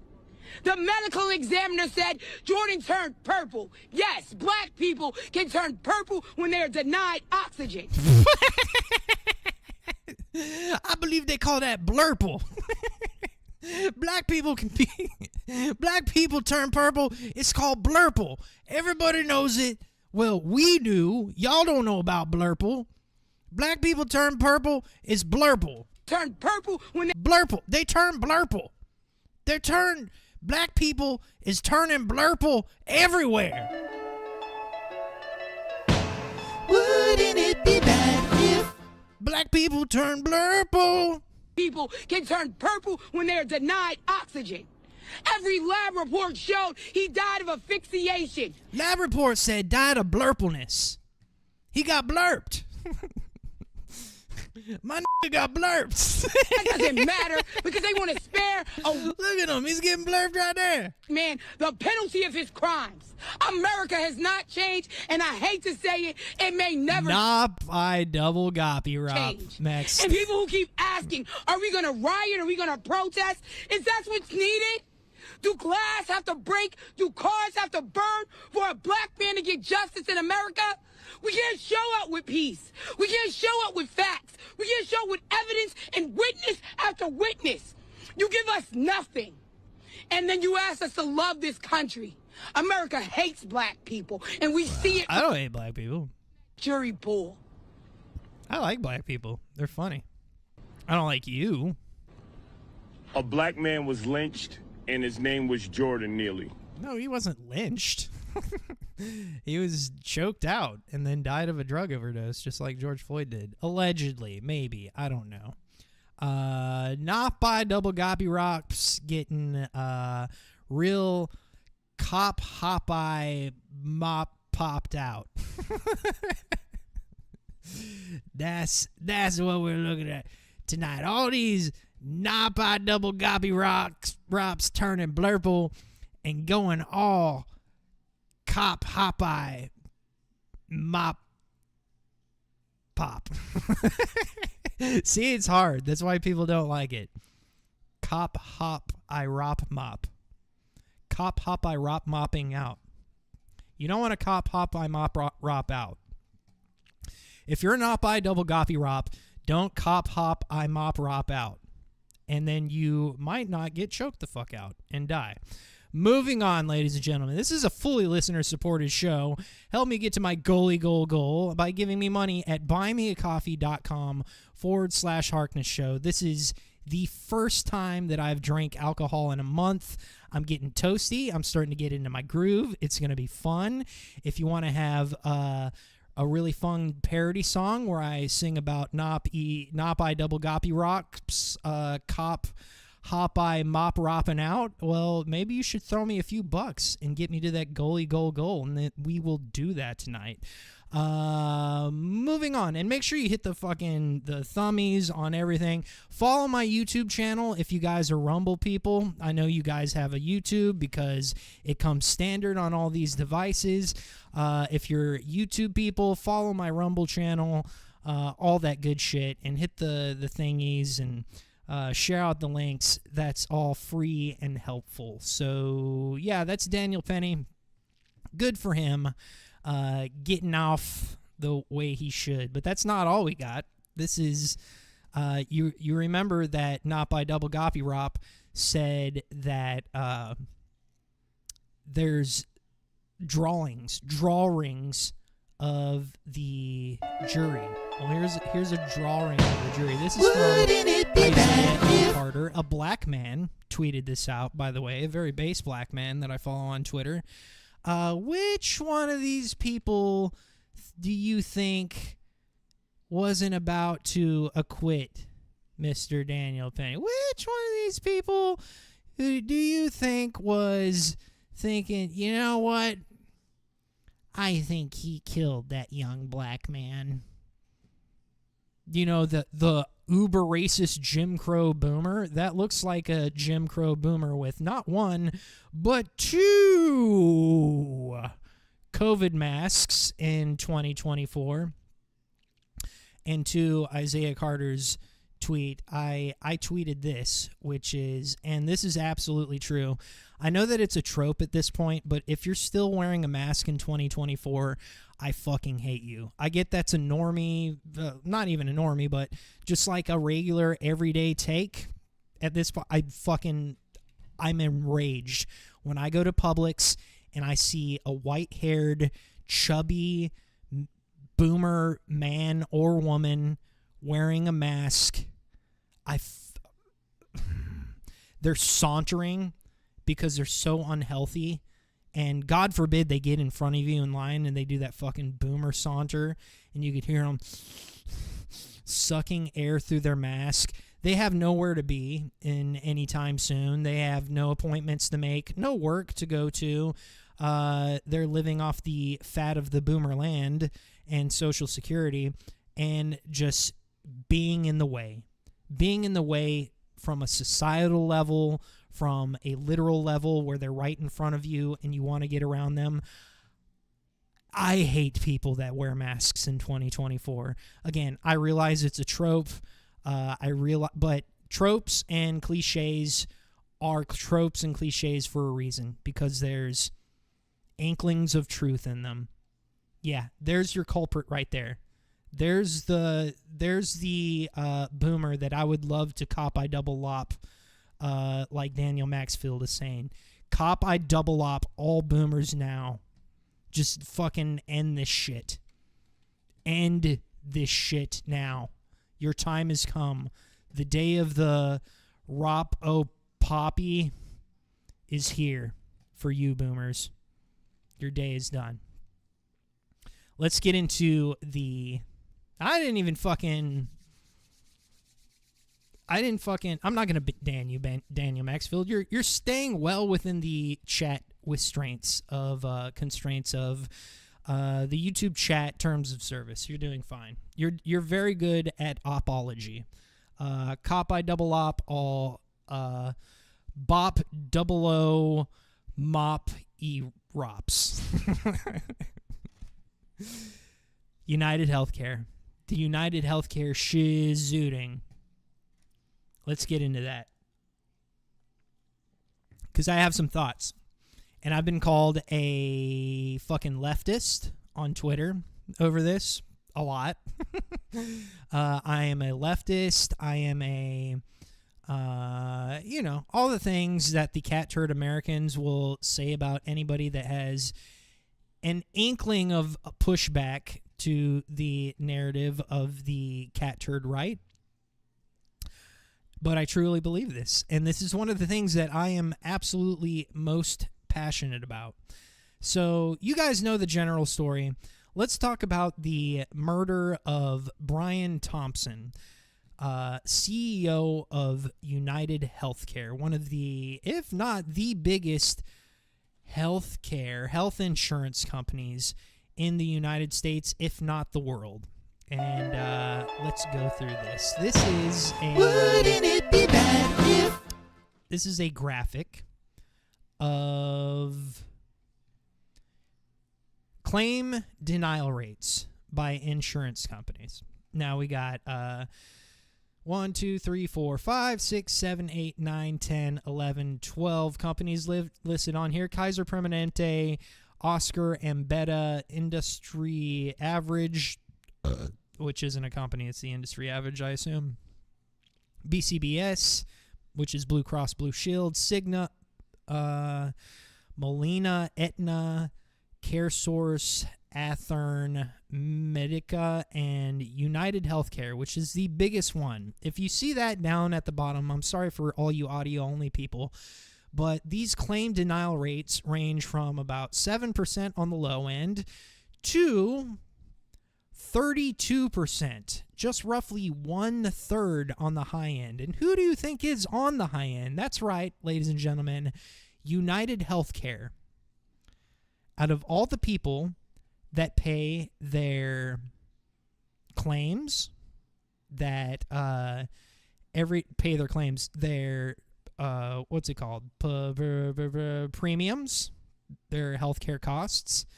And I don't know if you guys have health insurance. I don't, because I can't fucking afford it. buymeacoffee.com/Harkness show. Maybe one day I could afford it, but not anytime soon. Health insurance is very expensive. And I've had it at one point, but it bankrupted me. It bankrupted me when I was sick, and it led me into directions that bankrupted me even more because I was stupid. I didn't know what was making me sick. The healthcare system is truly broken, which is a whole other box of fucking French fries to get into. And we don't have time to get into it tonight, but it's a fucking mess. It's obviously a mess. And one of the reasons that it's a mess is because of this shit. The insurance companies. They are one of the biggest profiteers. Oh, shit. What's that? Why did my wouldn't it be nice? I don't know why that went off. Wouldn't it be nice if OBS worked well? Yeah, health insurance companies are some of the biggest profiteers in this big web of bullshit. And if you're a CEO, just intrinsically, I don't know anything about this guy. I don't know what kind of person he was. Mainstream media is like, here's a loving father and a fucking great guy and all this shit. Bullshit. Any of these people, I don't care if it's Kaiser Permanente with the 7% denial rate, all of these companies are corrupt to their core. All of the hospitals are corrupt to their core. All the pharmaceutical companies are corrupt to their core. And they have stacks and stacks and stacks of bodies under them. And we're going to get into some vitriol, some hatred, some shit like that. But to kind of encapsulate my feeling about the whole murder of Brian Thompson, we're going to watch a YouTube video from The Mind of Sam Hyde. Now, I'm going to probably have to start and stop this because, you know, YouTube, I don't want to get popped for copyright or anything like that, and they do on this video, but this is the best representation, and then we'll get into the whole murder and shit like that and how I feel about it, but this is how I feel about it right here. This video encapsulates it perfectly. Let's watch this. This is from $1 Million Extreme, a wonderful show that passed right by me, much like The Whitest Kids We Know, unfortunately. And this sketch is dead on when it comes to my feelings about the United Healthcare CEO, Brian Thompson, getting murdered. Declare Boston strong, martial law, with the tanks and everything. I mean, no, it doesn't encapsulate that. Disavow. Gade. I would like to reach for my rifle and have one at my disposal. Sometimes that's not always possible. So a knife is simple and effective. In some cases, more so. Just go to a gas station and pick up a weapon. When you find yourself at odds with any individual on the street, no matter how protected or invincible they may seem. 30 seconds. Gotta add my commentary. Look, he has a what's SEUI for Obama? Can be eliminated. Excuse me, sir. Do you have a cigarette? Sir, I need a cigarette. Do you have a smoke? By the way, that downward slash. I need a cigarette. Do you have a smoke? You'd be surprised how much power you can draw from an overhand slash. Imagine one day you're out on the streets, someone approaches you and asks you for a cigarette, and he gets you with a fierce underhand rocket up through the chin. Nice. That's something that you don't want to happen to you. I'm gonna show you. I'm glad these guys are coming back. I'm not a fish tank guy. I don't like reality TV. I wasn't really impressed by any of that shit. But I'm glad these guys are going to they reconciled to the extent that they could work together again, and MD2, I guess, is coming back. Simple. Make yourself plain. Conceal your weapon. Don't talk to yourself. Make sure you look Don't talk to yourself. like this. You want a nice casual look. It's a simple scenario. You guys. Nuggies just bought 5 coffees and says, for some Band-Aids for your personal health insurance fund. Thank you, Nuggies. 5 coffees makes you the fucking big dog tonight. Even blowing out Social Observer, the typical big dog. So let me put Nuggerinos in here. Thank you, Nuggies. I appreciate it. Nuggies has been a pretty good supporter. And Lord knows I need it this Christmas season. $25 for some Band-Aids and my personal health insurance fund. Well, I'll take that $25. I'll put it in a little bucket, maybe under my mattress or something, and I am going to use that for my health care. Maybe some, if I got a Band-Aid at an actual hospital, it probably would be in upwards of $25, plus another like $300 or so just to put it on. Thank you for support, Nugs. Appreciate you. Get on the streets, find any dumpster. Any dumpster will do. Anything you can fit yourself in. Someone approaches. You need to make yourself silent, like this. Oh, look, who's that? Is that, is this fucking Brian Thompson walking up?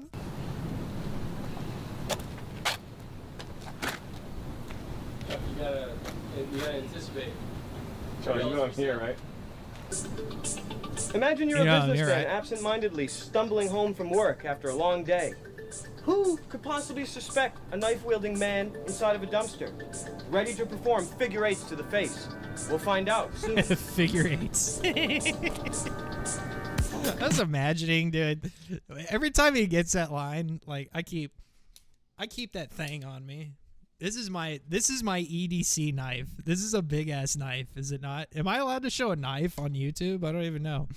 This is the Cold Steel Voyager.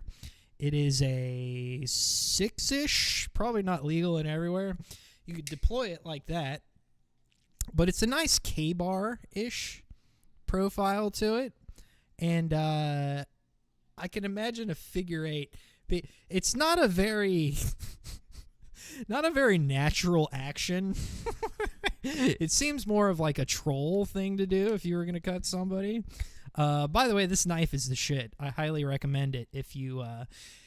I carry a lot of shit in my pockets. I have wallet, phone, keys, gun, nicotine gum, a variety of things. I don't mind having a lot of shit in my pockets. I even keep I keep 2 knives. This is my other knife that I keep. This is a Gerber box cutter where you could just change the fucking razor blade out. This clips onto my dealio. Yeah, I'm kind of a EDC nerd, but maybe this is better suited to perform figure eights to the face. You know, that seems a little bit more wieldy than my Voyager. But you know what they say. Wouldn't it be bad if you perform figure eights with a box cutter like they did on 9/11? Fuck. It'd be bad. It's as simple as that. The United Toilets of America. Hi, I'm Ken Lewis, former CEO of Bank of America. Here are some words you can use to describe me. Bulletproof, golden, untouchable, ironclad, godly. Together with my friends, Chris Cox, John Corzine, Tim Geithner, Ben Bernanke. They really did. Like, this video is on YouTube. How closely they broach the fucking belly of the beast really makes me happy. And it is, this goes to show you, like, we're literally talking about cop-eye double-opping CEOs. And you can do it in a way where you could say it without saying it. And MDE does a beautiful job of that. We're in doing this some really sketch. fucked up shit to the country, and you can't do a thing about it. That's right. The shoe is untied. You know what I hate about you little pussies? Everything. Everything.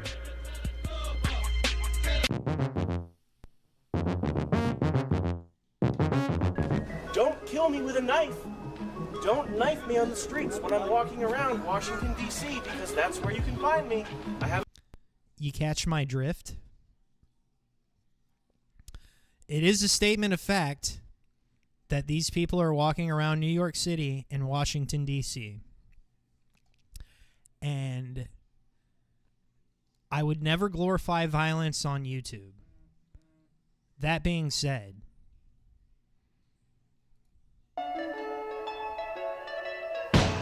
wouldn't it be bad if all the other CEOs and politicians feared the same thing? Feared the same fate as Brian Thompson or Thomas or whatever the fuck his name is? Wouldn't that be terrible? If this incident put a little fucking fire up under their ass, a little anxiety, if they had to up their meds over this incident, that'd just be awful. House in Connecticut. That would break my heart, you guys. Walking around the streets of Washington, D.C. Don't stab me with a knife. Don't do it. Don't kill me with a knife. Don't kill me. Don't kill Rocky me. knows this sketch. Former head of Bank of America. John Corzine. Who's John Corzine? Don't Who's do Rihanna? it. Who's John Corzine? I know who Rihanna I know who is. Rihanna is. I know the IMDb top 10. Who's John Corzine? Dude, that's a nice suit. Here, catch. It makes me so happy. Follow $1 Million Extreme. Check out Sam Hyde's shit, all that stuff. Thank you for letting me steal that video from you guys, because it does allegedly, possibly, hypothetically encapsulate my feelings over this whole murder of this poor, poor fucking man. Now, you guys have seen the videos, all that shit. You've seen it. I know you have. I can't play somebody dying on YouTube. You can see it on Twitter. No point in playing it on this show. You guys have seen it ad nauseum. Security video showing the execution of United Healthcare CEO Brian. Now, should we get into, like, there's a lot of speculation about, like, is this a professional hitman? Is this fucking, is it this or that? What was that weapon he's using? Why is it fucking jamming and suppressing? Let's go down a little bit of a fucking rabbit hole as far as the weapon, how proficient this guy was with it. It's not, okay, this guy is not nothing. He's not a complete retarded goober. Have to give him that. He got the job done. He has not been caught. By virtue of that alone, he ain't a fucking dud. I'm not saying he's a fucking ex-Navy SEAL or anything like that. I'm not saying he's a professional, but he got the job done. He has not been caught. He did it in the middle of New York City, one of the most surveilled fucking places on the planet. He got the job done. The weapon. Now, people are like, it's a 9 with a suppressor on it. Why does it jam? And if you watch the video, it jams right away. And what I notice is he's immediately ready with it. Now, what I am very familiar with is firearms, but not only firearms, the subsonic ammo subsection of firearms. Subsonic ammo, if you don't know, is... you got a cartridge, whatever it is, 9mm pistol cartridges, 5.56 rifle cartridges, whatever they are, they have powder in them, and a certain number of powder that's measured in grains. Now, there's standard loads for all those cartridges that make them go out the standard velocity out of the muzzle of the barrel. You could reduce that powder that you put in there to make them subsonic, which means typically when the bullet leaves the muzzle of the gun, The most noise you hear in a gunshot, that loud crack, that really fucking loud noise you hear during a gunshot, that is the bullet breaking the sound barrier. And it's a supersonic bullet. Now, you could get subsonic ammo for almost any load, and it's just less powder. All the shit's the same. It's just less powder that makes it go under whatever. I think speed of sound is something like 800 feet per second, something like that, close to there. If it goes slower than that, it does not make that supersonic from the whatever scientifically it fucking heats the air and all that kind of shit. It's quiet. And if you could shoot that out of a pistol, but because it has less powder to it, the typical action of a pistol relies on it having a lot of powder in it to cycle a semi-automatic pistol and make the next round chamber and all that kind of shit. When you use subsonic ammo, yes, it's quieter, but it might not make your fucking Glock or your SIG or whatever you're using, if it's a semi-auto, work the way it's supposed to, because it doesn't have enough ass to bump that slide back and put another round into battery. It just goes back a little bit, and then that empty shell casing is probably stuck halfway in the chamber, and you have to manually pop it out and then perhaps even slam it forward to get the next one in. He does that with every shot. So what I could tell you is he was using subsonic ammo, probably. He knew that it was going to do that, and that was smart, because you don't hear fucking in the middle of the streets of New York. Now, if he didn't have a suppressor on that gun, it would have a little snap to it. Even if it's subsonic ammo, it's going to be a little bit of a crack. Out of a rifle, it would have been quiet as fuck, because the barrel's longer and more gas expands inside the barrel, so it's quieter. But in a little short barrel, like a pistol, even out of a subsonic, there's a little bit of crack to it, so a suppressor shuts that off. I bet that pistol was it was quiet as fuck. Quiet as fuck with subsonic ammo, which is very good for getting away with assassinations. So he had the foresight for that. He had the foresight to know that it wasn't going to cycle the gun. My only qualm with the way he performed this is I would have... Wouldn't it be bad if... Oh, I see what's going on. When I do the thing, when I go back to this frame, it goes, wouldn't it be bad? Let me see if I could change that right now. Restart playing when Sonic becomes active. No. Maybe if I do that. Okay. Alright, let me try this one more time. Doink. Doink. That's why it was playing. I'm sorry, this is a new fucking bit to the show. I didn't know it was going to do that. But I figured it out now. I'll mess with the settings later. But back to the deal. The difference, if I was to do this job, not saying it was a job or anything, but I probably would have walked right up to him, put the gun to the back of his head. Same setup, same everything. I think he's got the right equipment, and just popped him once. Racked it again, popped him one more time in the head when he was down, and everything else I would have done the same. But if you watch this video, I think he hits him in the leg at one point, which is kind of weird. I don't know how that happened, or if I don't think he meant to do that. But that's the whole thing about the pistol having a silencer and it jamming and all that kind of stuff. He knew that. I'm positive he knew that all that was going to happen. And I think it was a good move to use subsonic ammo. 9mm subsonic will still fucking pop your grape, as it did in this guy's case. So that's the long and short of the assassin's credentials and shit. I don't know if he... Daniel Maxfield says, Dop OU double bop loppy tap tap. Double tap, exactly. Yeah, just one to the back of the head, so close that you know you have him. You know, you're not 10 yards away or anything like that.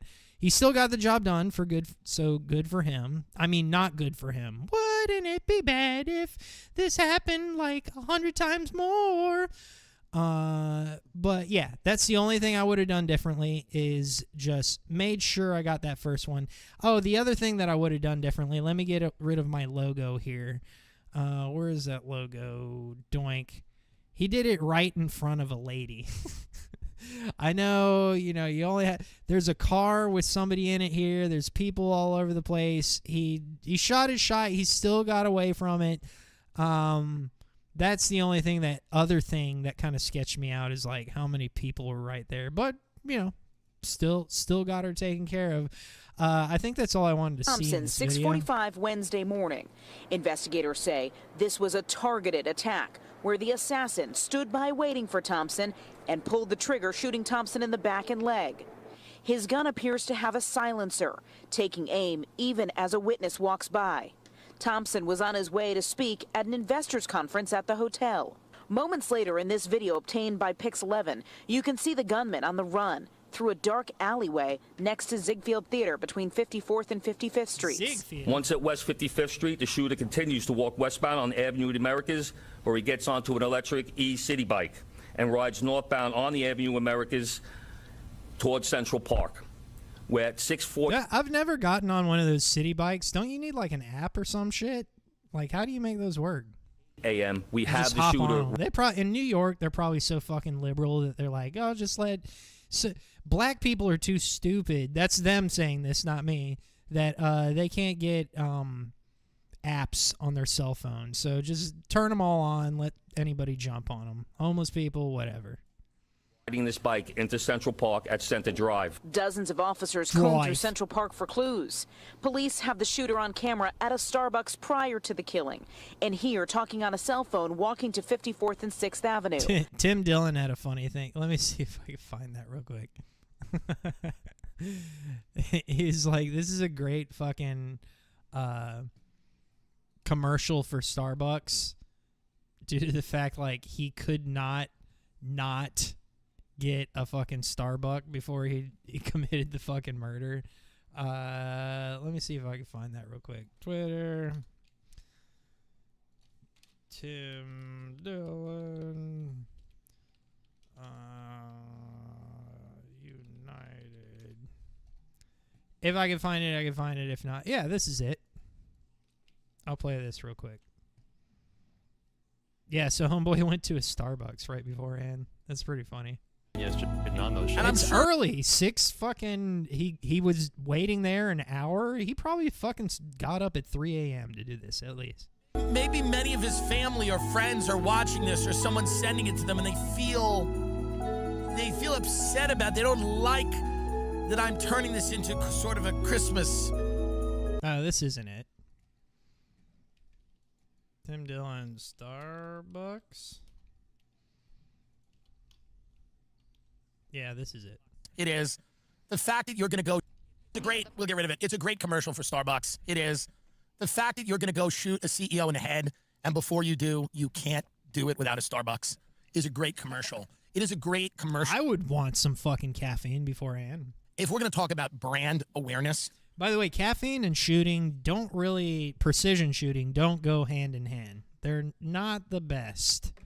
But, you know, pistol shooting, you're shaky anyway. It's fucking nerve-wracking. Who cares? How much free advertising is Starbucks getting from this?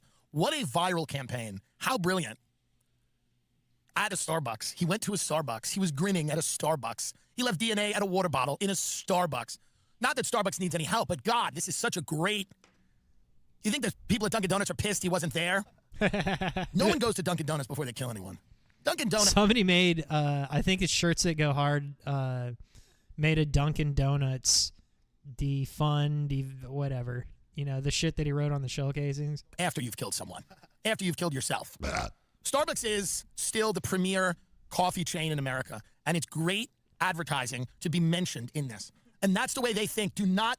Social Observer for Dub says, wouldn't it be bad if more Jewish CEOs got white? Social Observer. That is a Rumble comment only. I disavow. I'm a YouTuber now. Thank you for the dub. It's worth it, even if I get kicked off. Do not think for a minute that there are not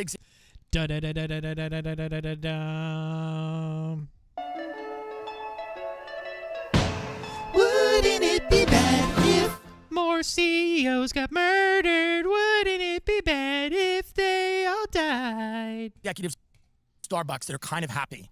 It's a great, we'll get rid of it. It's a great commercial for Starbucks. It is. The fact that you're going to go shoot a CEO in the head, and before you do, you can't do it without a Starbucks, is a great commercial. It is a great commercial. If I we're want going to one talk right about brand now. awareness, how much free advertising is Starbucks getting from this? What a viral campaign. How brilliant. At a Starbucks. He went to a Starbucks. He was grinning at a Starbucks. He left DNA at a water bottle in a Starbucks. Not that Starbucks needs any help, but God, this is such a great... You think the people at Dunkin' Donuts are pissed he wasn't there? No one goes to Dunkin' Donuts to kill anyone. Dunkin' Donuts is where you go after you've killed someone. After you've killed yourself. Starbucks is... I like Dunkin' Donuts, goddammit. Premier coffee chain in America. And it's great advertising to be mentioned in this. And that's the way they think. Do not... They're both good. I like Dunkin' Donuts coffee. I like Starbucks coffee. I don't know. If I'm just getting a black coffee, I might prefer Dunkin' a little bit better. I don't get cream. I don't get sugar. I don't get any of that. When I get coffee, I get a black coffee, grande, medium from Starbucks or Dunkin'. That's all I really get. And, you know, I love donuts and shit like that, but I can't really eat them. For a minute. Do not think for a minute that there are not executives at Starbucks that are kind of happy. Food at Dunkin' Donuts has Starbucks beat on the food front. Starbucks food sucks dick. It's terrible. It should be better for how over fucking priced it is. Their cake pops are delicious, but you know, like their Sandies and all that kind of shit. Fuck that, dude. Starbucks sucks dick when it comes to food. You know what? I'm a Dunkin' Donuts fan. Fuck that shit. But anyway, people are freaking out over the social media. Like, look, I've been called a leftist over this. Oh, you're glorifying this guy's... I would never glorify this man's death. Are you kidding me? Let me do a quick test right here. Real quick. If I go, let's say to here, and then if I go back, it might do the thing. Let me see. No, as long as I fucking keep it... All right, that's what I got to do. I've figured it out. Let's see now. All right, it worked. Wouldn't it be bad if Ryan couldn't figure out OBS, but I figured it out, so we're all good. Yeah, people are like, oh, these, like, people like libs of TikTok are like, these Hamas sympathizing fucking leftists are happy because an evil CEO got killed. Get the fuck out of here. This is some of the CNN like tried to propose this as like, here's some of the horrible fucking shit that we're seeing on social media, but it's all hilarious. Examples. Oh, by the way, right channel only. I don't know if you guys hear that. Sorry about this. What we're talking about here. Things like, unfortunately, my condolences are out of network. Prior authorization is required for thoughts and prayers. Unfortunately, my condolences are out of network. Prior authorization is required for thoughts and prayers. Both those are very funny fucking tweets. Can't even pretend to care. I hope he's looking up at us.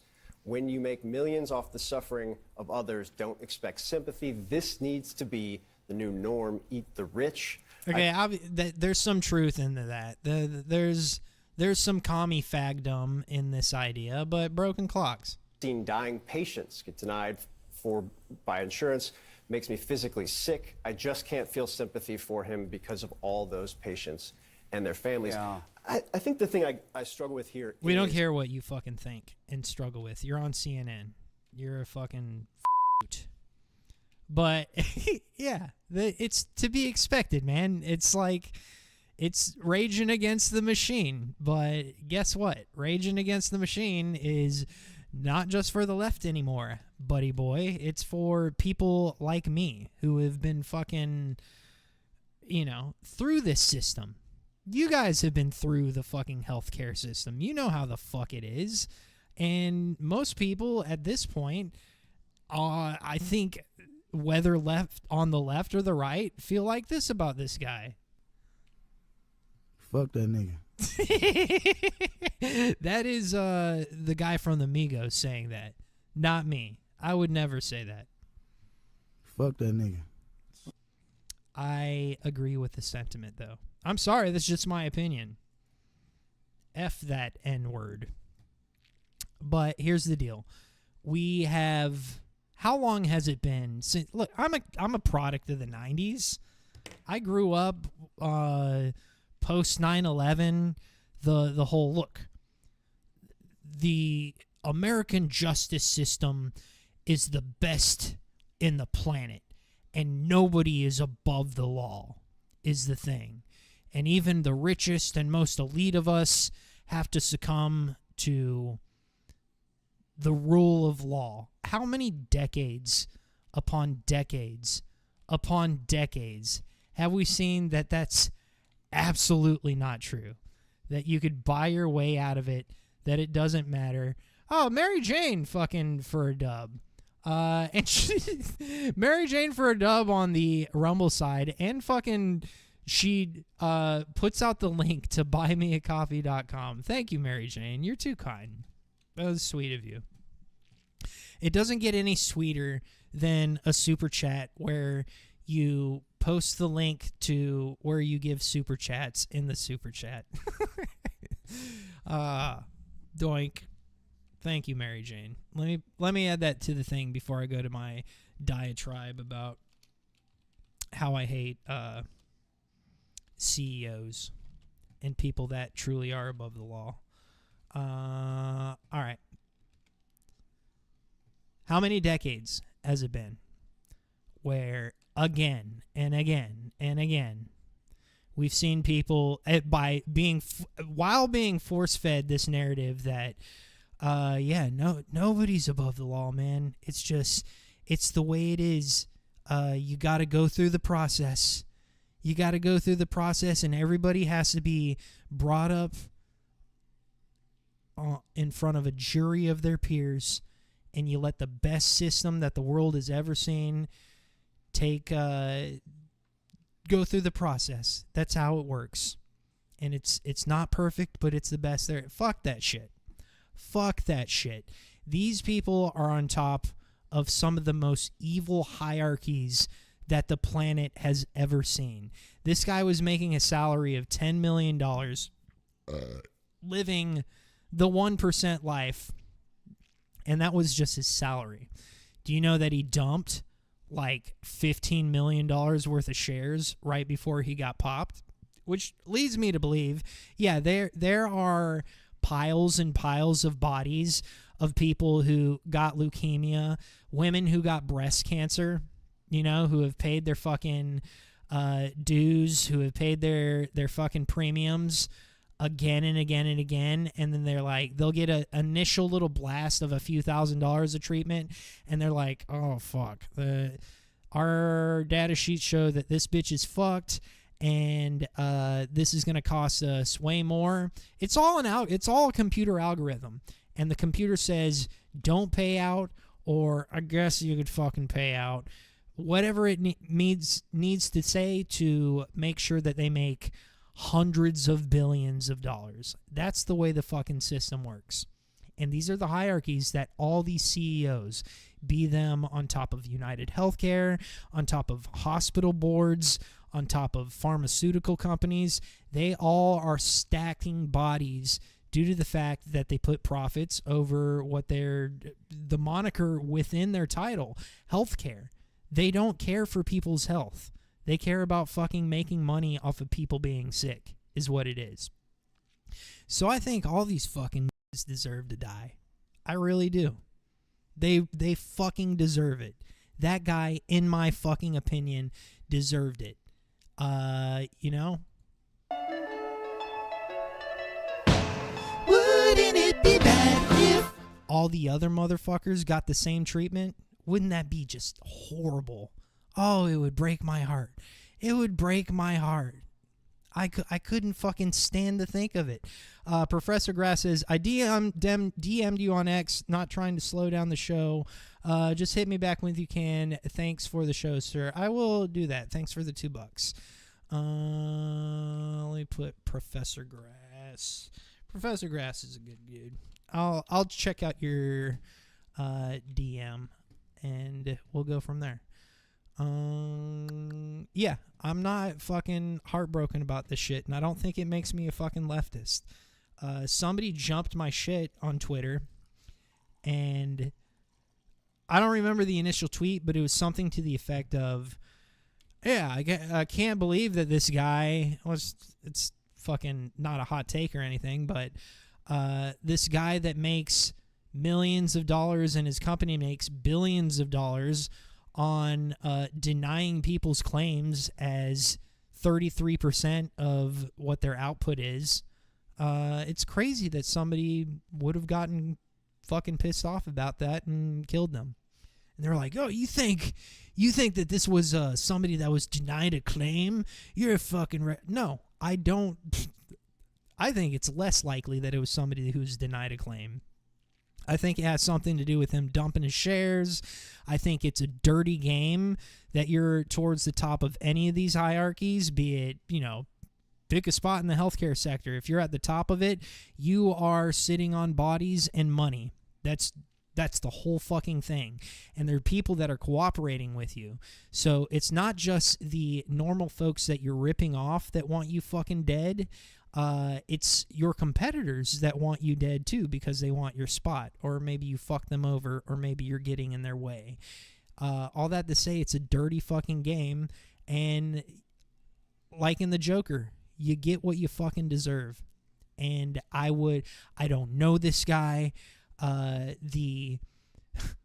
could be a tiny sliver of truth to the fact that he was a great guy and a great father and all this shit. I would bet my life, my family's life, my newborn baby's eyes on the fact that this guy was a piece of shit who knew how his company was being handled and slept at night like a baby, making millions and millions of dollars, knowing that people are suffering, and he's at the core of it. And I think most of these fucking CEOs are the same, and for that reason... Wouldn't it be bad if they all got the same fucking treatment? Wouldn't it be bad if all these motherfuckers were terrified to go out on the streets of New York and Washington, D.C.?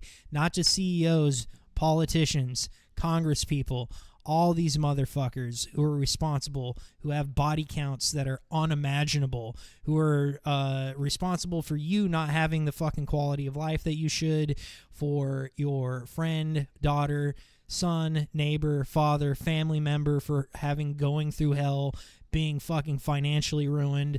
All these motherfuckers, I don't care. You know what? It makes me happy. It makes me happy. I don't give a fuck. I think he got what he fucking deserved. I could be wrong, but I fucking doubt it. I fucking doubt it. I think we pretty much know what the deal was, and I think I also want to purchase this fucking shirt. Let me see if I can find this.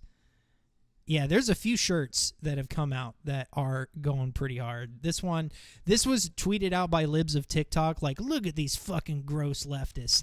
I would rock this shit every day of the week. I am the righteous hand of God, and I am the devil that you forgot. Fuck yeah. By the way, the deny, defend, depose written on the shell casings, I think that was a fucking switcheroo. I don't think this was a family member of somebody who got denied, their claim denied or anything like that. I think that's the poisoned breadcrumb trail that they're trying to leave by, making investigators think that might be what it is. I think it's just a dirty hit, a cheap hit too. Because this guy wasn't a pro. He wasn't great at what he does, but he was good enough. And just my opinion, I hope he fucking gets away with it. I really do. I hope they never fucking find. And it's been more than 48 hours. Wouldn't it be bad if he got away scot-free? Oh, that'd be terrible. That'd be fucking terrible. But I would rock this fucking shirt. He also had, like, I think they found the backpack and he had, like, a bunch of Monopoly money in there. I don't know if that was a troll. But whatever. This guy is, he's all right in my book. And wouldn't it be bad if we just saw so much more of this? And wouldn't it be bad if all these other fucking motherfuckers with blood on their hands just fucking felt a little bit more anxiety when they walk outside their door? Holy shit. It is 10:09. That means we've done 2 hours. I'm going to take a little pisserino. And let me check Super Chats. Let me plug them first before, and we'll take a quick break. Buymeacoffee.com/Harkness Show is the preferred method of getting me to my goal. It's the Christmas season. I hope you have the giving Christmas spirit to help me have a Merry Christmas by going to buymeacoffee.com/Harkness Show and giving to the program if you find yourself entertained tonight. Sorry I didn't do a show last week. I got super sick. Again, I know I'm not mining cobalt or coal or anything like that, but I was sincerely too fucked up to do a program that night. So I apologize for that, and I will make it up to you with plenty of great shows in the future on multiple platforms now. Follow me on Ryan Harkness _ as well. I got plenty of shows for you guys tonight. We got a little bit of serious stuff, a little bit of old COVID shit, a little bit of new COVID shit. Which I have to be careful of since we're on YouTube. We got the Joe Biden pardon. We got all kinds of shit. But I'm going to take a piss, and when we come back, we got plenty of show for you. Let me find a shitty parody song for you. This is going to be one about we Spanish sinkhole. This is about a guy getting sucked into a sinkhole. It's something that happened in the local Tampa area circa 2000, I don't know, 11, 12, something like that. And it's really funny, and it got me in a lot of trouble and kicked off my radio days. And I'm going to play that for you. And when we come back, we got more shows, so don't go anywhere. This is the Ryan Harkness Show. Give me... That's only 2 minutes, 26 seconds, so not too long. I just need to pee-pee. I'll be right back. See ya. No, not that one. This one. Be right back. Don't go anywhere. Sinkhole. Sinkhole. Sinkhole. Sinkhole. I was just watching TV in my room. Then underneath my feet I felt a boom, boom, boom. It seems the foundation has given way. Looks like I'm gonna have myself a really shitty day. Tectonic plates are shifting, this ain't fun. The Grim Reaper's about to score a hole-in-one. I was just chilling in my bed. Then the next thing you know, I start plummeting to my death. I got sucked up inside a sinkhole. Turns out the ground under my house was hollow. I got sucked up inside a sinkhole. What a super lame way to die. I got sucked up inside a sinkhole. On the way down, I started screaming YOLO. I got sucked up inside a sinkhole. What a super lame way to die. It was like that ground monster in the Return of the Jedi. Oh yeah. The nesting place of the all-powerful Sarlacc. The Lord works in mysterious ways. Right now you could be living your very last day. You could spontaneously combust, or just like me fall through the goddamn Earth's crust. Lord have mercy, bless my soul. I've been swallowed up by Mother Earth's butthole. The only upside that I could see is that I got my burial for free. I got sucked up inside a sinkhole. Turns out the ground under my house was hollow. I got sucked up inside a sinkhole. What a super lame way to die. I got sucked up inside a sinkhole. On the way down, I started screaming YOLO. I got sucked up inside a sinkhole. What a super lame way to die. It was like that ground monster in the Return of the Jedi. Oh yeah. You will therefore be taken to the Dune Sea and cast into the pit of Harkness, a nesting place of the all-powerful Sarlacc. Doesn't sound so bad. In his belly, you will find a new definition of pain and suffering as you are slowly digested over 1,000 years. When they start waving that caution flag, they want you to do all kinds of real boring things, like take a low position on the track and give the throttle some slack to reduce your speed. But I'm motherfucking Tony Stewart, I'ma hit the gas and have me some fun. And now I gotta get my sprint car washed, it's completely covered in some really dumb kid's blood. They say no one wants a race with old smoke no more. I just made a little boo-boo and hit Kevin Ward. Oops, slut, think I won't put that pedal to the floor and hit you like a golf ball while I'm yelling. These other racers ain't in it to win it. Just because you're wrapped around my tire, I ain't gonna stop spinning it. Get out of your car and I won't swerve to avoid you. I'll pretend you're a car wash and drive right through you. Whoopi Goldberg couldn't bring you back with a seance. That's a Ghost reference. That movie rocks. And I don't care if I was racing my own mother. She gets out of the car pointing her finger, I'll run her ass so goddamn right. How's my radiator taste? Crush all my competition to get in the first place. Racing ain't fun without violence, and Vicodin won't kill the pain that Tony Stewart's bringing in. My car's a chainsaw, with his brains all dangling from my exhaust. In 50 yards, his body was tossed. Blood, guts, indie sprints, midgets. I'll kill you just to hear. Tony Stewart wins. Bitch, I'ma kill you. You don't want to race with me. I made a hood ornament out of Kevin Ward's spleen. His severed balls are laying on the ground at turn 3. I ain't hitting the brakes. I'll turn you into ground beef. You're gonna be another racer dead for getting out of the car. Should've stayed in it instead. No one can beat me. Even my opponent's dead in the street. Danica too. She ain't nothing but a girl to me. I said you don't wanna race with Tony. Why not? 'Cause Tony Stewart will kill you. Yeah, I'll run you over in my car. You don't wanna race with Tony. Why not? 'Cause Tony Stewart will kill you. Bitch, I'ma kill you. Like a NASCAR fan's dip cup, I'll spill you all over the asphalt while a bunch of hillbillies film you. Jump in front of me like you're playing Frogger. My sprint car's way too fast, you ain't gon' dodge her. I don't text when I drive, but I do play Candy Crush. And I just got the high score while turning your body to mush. Whoops, was that a kid that I hit? Yep, but I don't give a shit because I'm racing to win. I ain't never slowing down, they call me Smoke. And if I catch you jaywalking, turn you into a ghost. If you're a pedestrian, I'll send your body flipping and drag you through the twists and turns of Watkins Glen. I ain't done yet, this ain't the chorus. Step in front of me pointing your finger, bitch, I'll floor it. A blood stain is orange after you wash it unless you use a quality detergent like Tide, right, Jeff Gordon? Radio tires spinning, murder vehicular, knocking you out of your socks and catching it on video. I'm still turning left and making my millions, and Kevin Ward is hanging out with Robin Williams. I said you don't wanna race with Tony. Why not? 'Cause Tony Stewart will kill you. Yeah, I'll run you over in my car. You don't wanna race with Tony. 'Cause Tony Stewart will kill you.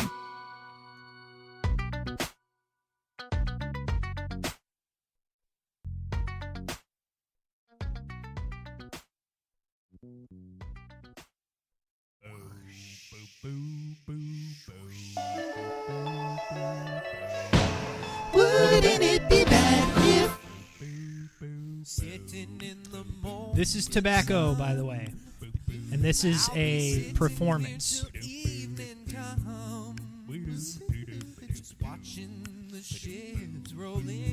I like to enjoy a little tobacco every now and then.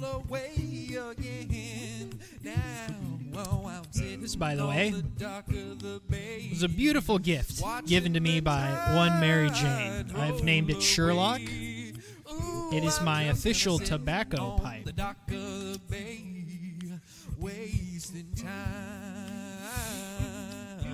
Mary Jane sent me a wonderful care package when she found out how sick I was, just out of the kindness of her heart. Sent me so many goodies of, little things that help you out when you're sick. like literally like things considerative of my ulcerative colitis. Like I needed a heating pad. She got me heating pads, shit like beautiful. Thank you, Mary Jane, for that. And the Sherlock. I like it a lot. And Ray Ray. Look, Ray Ray gave me the official Ryan Harkness Show swag. Radio didn't go great, and now I am a streamer. Daniel Maxfield says, I'm sick. It doesn't work like that, bud. Well, maybe it does. But welcome to the Ryan Harkness Show. Welcome back. Thank you for sticking with me through the break. I got more show for you. I got more thanks to give. Thank you all for fucking just being here. Even if you can't give to the program monetarily, I get it, dude. It's fucking... The economy is dog shit right now. People are buying birthday presents for Jesus for their significant others and loved ones and babies and all that kind of stuff, and that takes precedent. And hopefully we are looking at a few years of a little bit more prosperity than what we're used to. But all that to say, I'm thankful for everybody that just watches this show. Not only takes care of me in the extra ways too, which is fucking great. You guys are awesome. Not to get too sappy, but let's get back into this motherfucker. And my phone's been going boing, boing, boing, boing. Because some of you listened and you're following the fucking channels. I'm getting followers on both sides, so that's cool. A little bit of crossover. I like that. Thank you guys. You're the best. And, you know, hit the thumbs and share out the link to the program if you enjoy it, if you think your friends or family might like it. But don't if you don't think they will. Again, thank you for sticking with me through the break, too. What do we got now? Oh, so I don't know if you guys know this, but World War III is kind of breaking out. And we're not going to delve into fucking... I'm just going to touch on this subject. I'm in a good headspace right now because I'm getting healthier from the, not just the food poisoning, like more serious shit. And I'm back into the show. I missed you guys. That shit sucked. Not doing a show for 2 weeks. It was weird. It kind of had a mental impact on me. I don't like it. I find this show to be cathartic and therapeutic for me. So let's have less of those and more of these. And I want to keep it lighthearted. So I don't want to get into the ins and outs of the fact that the world is falling apart. The point of this show is to let you know that it's going to be okay. And you can't really do much about it. But laugh. Keep your sense of humor and your light in your life, even though it seems very, very dark. But you got to kind of touch on the things as they come in. Syria has been overturned. I personally don't give a fuck because I'm an American, and my new president-to-be came out with a tweet that I really enjoyed reading this morning. This is it. This is the best that I could ask for out of this man. He throws a few digs in and gets right to the point. In all boomer caps at the end, but I'll read it. From Donald Trump, opposition fighters in Syria, in an unprecedented move, have totally taken over numerous cities in a highly coordinated offensive and are now on the outskirts of Damascus, which they've taken. Obviously preparing to make a very big move towards taking out Assad, Russia, because they are so tied up with Ukraine, and with the loss of over 600,000 soldiers, seems incapable of. See, he got that 600,000 number because he knows it's true, and he has to throw it in the tweet as a flex. But 6,000 soldiers seems incapable of stopping this literal march through Syria, a country they have protected for years. This is where former President Obama refused to honor his commitment of protecting the red line in the sand, and all hell broke out with Russia stepping in. But now they are likely, like possibly Assad himself, being forced out, and it's actually the best thing that can happen to them. There was never much of a benefit in Syria for Russia other than to make Obama look really stupid. In any event, Syria is a mess, but is not our friend. And here's the all caps. The United States should have nothing to do with it. This is not our fight. Let it play out. Do not get involved. I could not ask for anything more from a tweet from the next president of the United States. He got in all his little digs and shit, which were kind of funny. Kind of poked his dick in the forehead of Russia, saying they're stretched a little right now. I could probably handle it better. But yeah, he shit on Obama. He kind of shit on Russia, but gave him a compliment sandwich and said, we're not going to have anything to do with this, which is the important point. So that's all I really have on Syria. I am looking forward to the possibility of not caring about Syria or Israel or what they're doing or what anybody's doing. That's all I could hope for. Do I think the man's going to save the fucking country or anything like that? No. And I think we probably are going to get involved, and it's going to be a fucked up, terrible situation. But I like the separatist thing. I really enjoy that. More of that. And that's all I want to talk about when it comes to Syria. And we'll go to happier things. Happier things that I think I could play on YouTube. I think these people put it out. So I don't see how I could. It's probably on YouTube in some capacity or another, but they have nebulous rules. Like if it comes from a news station, they can get away with things that if I play that very clip, they'd be like, no, hate speech or medical misinformation. But this is an oldie. It is a goodie, though, and I wanted to revisit this because it made me extremely happy seeing this again. This is one of the many drops in the bucket that we have forgotten and hope we don't forget. This was Fauci when he went to a black neighborhood, I believe in Atlanta, and things went really well. In America are not settled with the I love this guy, by the way. information that's been given to us right now. So I'm not going to be lining up taking a shot. They brought a Judas. Do you know what a Judas goat is? A Judas goat is the like when goats are leading other goats. There's a goat that leads other goats to slaughter by chilling them out and be like, look, this guy with the rifle has, you know, he's got stuff to do, but we should come over here. Come on, there's some grain over here and shit. They train goats to do that. This is a Judas Black. For something that wasn't clear in the first place. And then you all create a shot in miraculous time. It takes years to create vaccination. Well, it used to take years. Okay, it used to. You know how many years were invested in this approach? About 20 years of science to get us to be able to do it. 20 years is not enough. And 9 months is definitely not enough for nobody to be taking no vaccination that you all came up with. The only reason I know you all have seen this before, but it is really nice to revisit it again.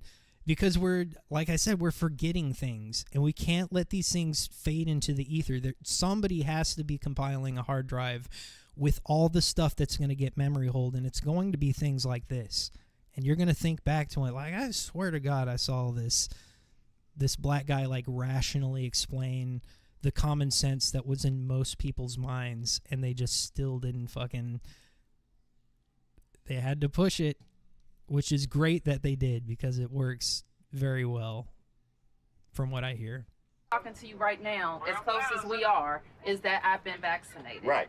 But if it allows thousands of people like you don't get vaccinated, you're going to let this virus continue to percolate in this country. Percolating. Is percolate a word? I thought it was percolate. Something like the common flu then, right? Percolate. It's much more serious than the flu. Well, the flu kills a lot of people annually, too. You know how many people died of the flu like the last year? Which one's Key and which one's Peel? But he kind of looks like one of them, doesn't he? Kills a lot of people annually, too. You know how many people died of the flu the last year? I mean, not this year, virtually none, but the previous year, about 20. Virtually, hear that? Virtually nobody died from flu this year. Nobody. It disappeared. Than the flu. Well, the flu kills a lot of people annually, too. You know how many people died of the flu the last year? I mean, not this year, virtually none, but the previous year, about 20 to 30,000. You know how many people have died from COVID-19 in the United States? 600,000 Americans. Well, the number that you all giving that died, that's once again, that's you all's number. I think I can play this. Yeah, definitely. Because when you start talking about paying people to get vaccinated, when you start talking about incentivizing things to get people vaccinated, it's something else. Remember the cheeseburgers? Let me find that shit. If it's on YouTube, I know I have to be able to play it, right? Like I said, I'm not reading these stars. Give me 1 second. If I could see that it's on YouTube, I don't even know what you would put in. I'm not going to say it out loud.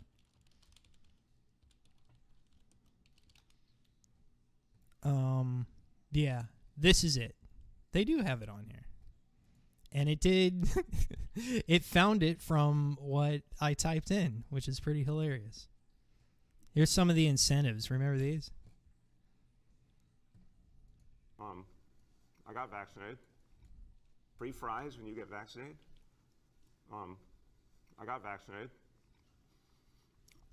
You're saying I could get this? Because this is why this stuff is going to go away. Like, all I'm doing is playing videos on YouTube. And it's been, for the common person, it's been too much of this.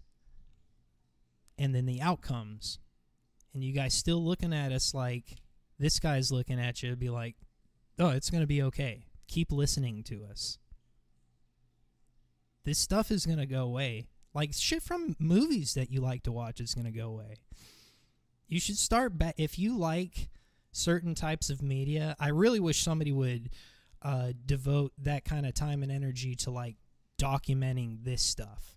I know it stays out in the ether for a while, but specifically the things that I'm thinking are going to be targeted for memory holing, I wish somebody just had the diligence to, like, make that their passion, to collect all that shit, which is basically shit like this, which is on the tamer side. Like, the shit's on YouTube. Delicious fries.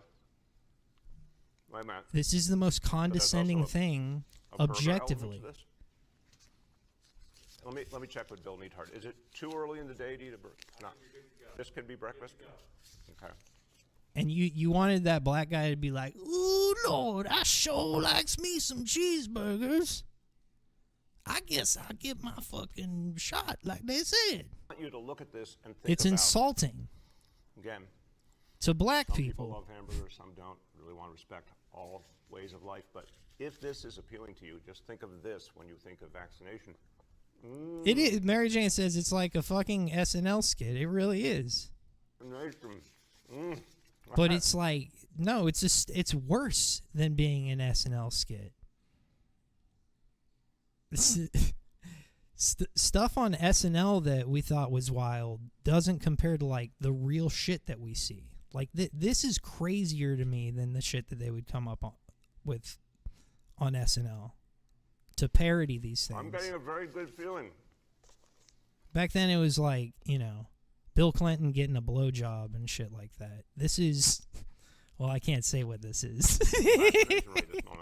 You know what this is. Yeah, that's what that dude was talking about. Let me go back to Homeboy.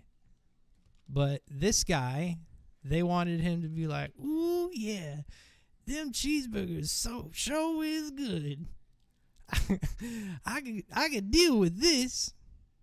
Where'd it go? And he didn't fall for it at all. Good for him. With that. Something else going on. What do you say about the incentives?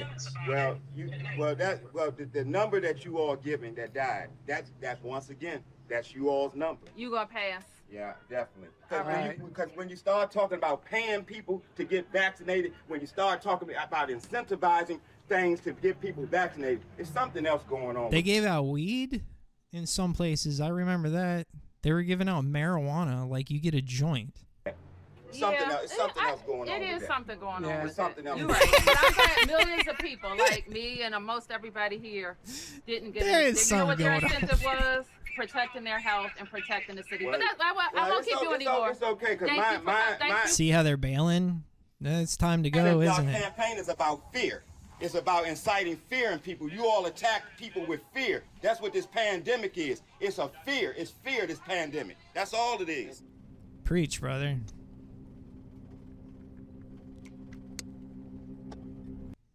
Oof. Like, somebody needs to back this stuff up because it's going away. I promise you. And it's going to be used as a weapon against us, like our anger. That's obvious that that's going to happen. But this is weird just to look back and see how humanity handles this shit. Like, everybody knows we're in very interesting times that we could see this shit go down. It is creepy, man. It's most people like live lives in periods of history where, you know, life just passes and you don't see a fraction of the earth-shattering events that we have seen. It's cool. I'm feel in a way I do feel, despite the immense suffering and weirdness and anxiety, I do feel blessed to be alive in this time and day to see this stuff go down, because I am extremely interested in people and human beings and, you know, mass psychology, all that kind of stuff. And to see this shit play out is a sight to see, for sure. It has been, and it will continue to be. Released a 500-page report on COVID-19 pandemic. Key findings: COVID-19 likely originated from a lab-related incident in Wuhan, China. Crazy. You get banned from YouTube for saying that. I'm not saying that. Joe Rogan's reading something. Banned. I don't know if you could still... That's not true, right? Wouldn't it be bad if anybody listened to any of this and took it seriously? Because it's all just parody or whatever. Okay, over $200 billion in relief funds lost to fraud, with criminals exploiting weak oversight. Prolonged lockdowns and arbitrary mandates cause severe harm, economic devastation, mental health crises, and historic learning loss, while lacking robust scientific support. Policies ignored natural immunity, pushing mandates that eroded trust and harmed public perception of science. Absolutely. WHO and CDC compromised by political interference, offering inconsistent, unscientific guidance that fueled public distrust, and the key players included federal agencies, and Cuomo's administration actively obstructed oversight efforts and hid critical evidence. Christ. Select subcommittee on coronavirus pandemic basically said all the conspiracy theorists were correct. Every single one of them. No repercussions, no retractions, no apology from Rachel Maddow. None of it. Baloney. That's not what happened. Everything's going really great. The economy's doing great. Everything's doing fine. Keep trucking along. Rocky Macabre for 3 coffees. That's $15. Thanks, buddy. And you're at like 35 now, right?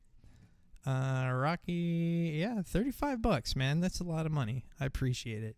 I don't hate blacks. I don't hate blacks either. That's a stalwart of this show. A main principle is to treat everybody by the content of their character and not the color of their skin. Thank you for the $15.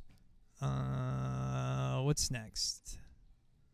No, thank you for the $35. Doink.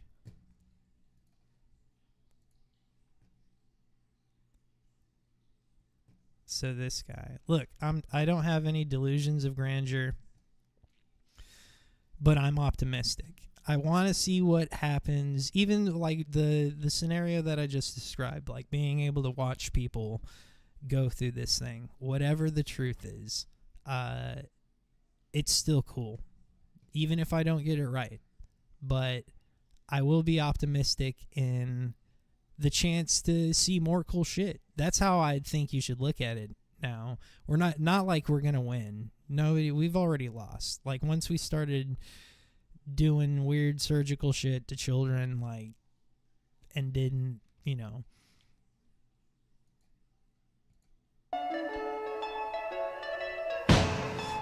Wouldn't it be bad if the first time somebody surgically altered a child for sexual reasons, we just strung them from a fucking tree? I think that was the turning point when we stopped doing that kind of stuff and allowed what we've seen with zippers in this area and cut off arms, and I don't know. You catch my drift. Like, once we didn't immediately rectify that, we had crossed the Rubicon and met the point of no return. And I think, again, I'll be optimistic. I never believed that the CIA killed Kennedy. No. You're talking to a guy that's read the entire JFK file. You've seen all the secret stuff? I've seen Cool stuff. That's all we got is cool stuff to see now. Maybe. that, and I've seen the 7 pages of the 9/11. Let's just watch this. I'm sorry. I've seen it all. You don't say that to people that you can't tell what you saw. Should the Kennedy stuff be released? Yes.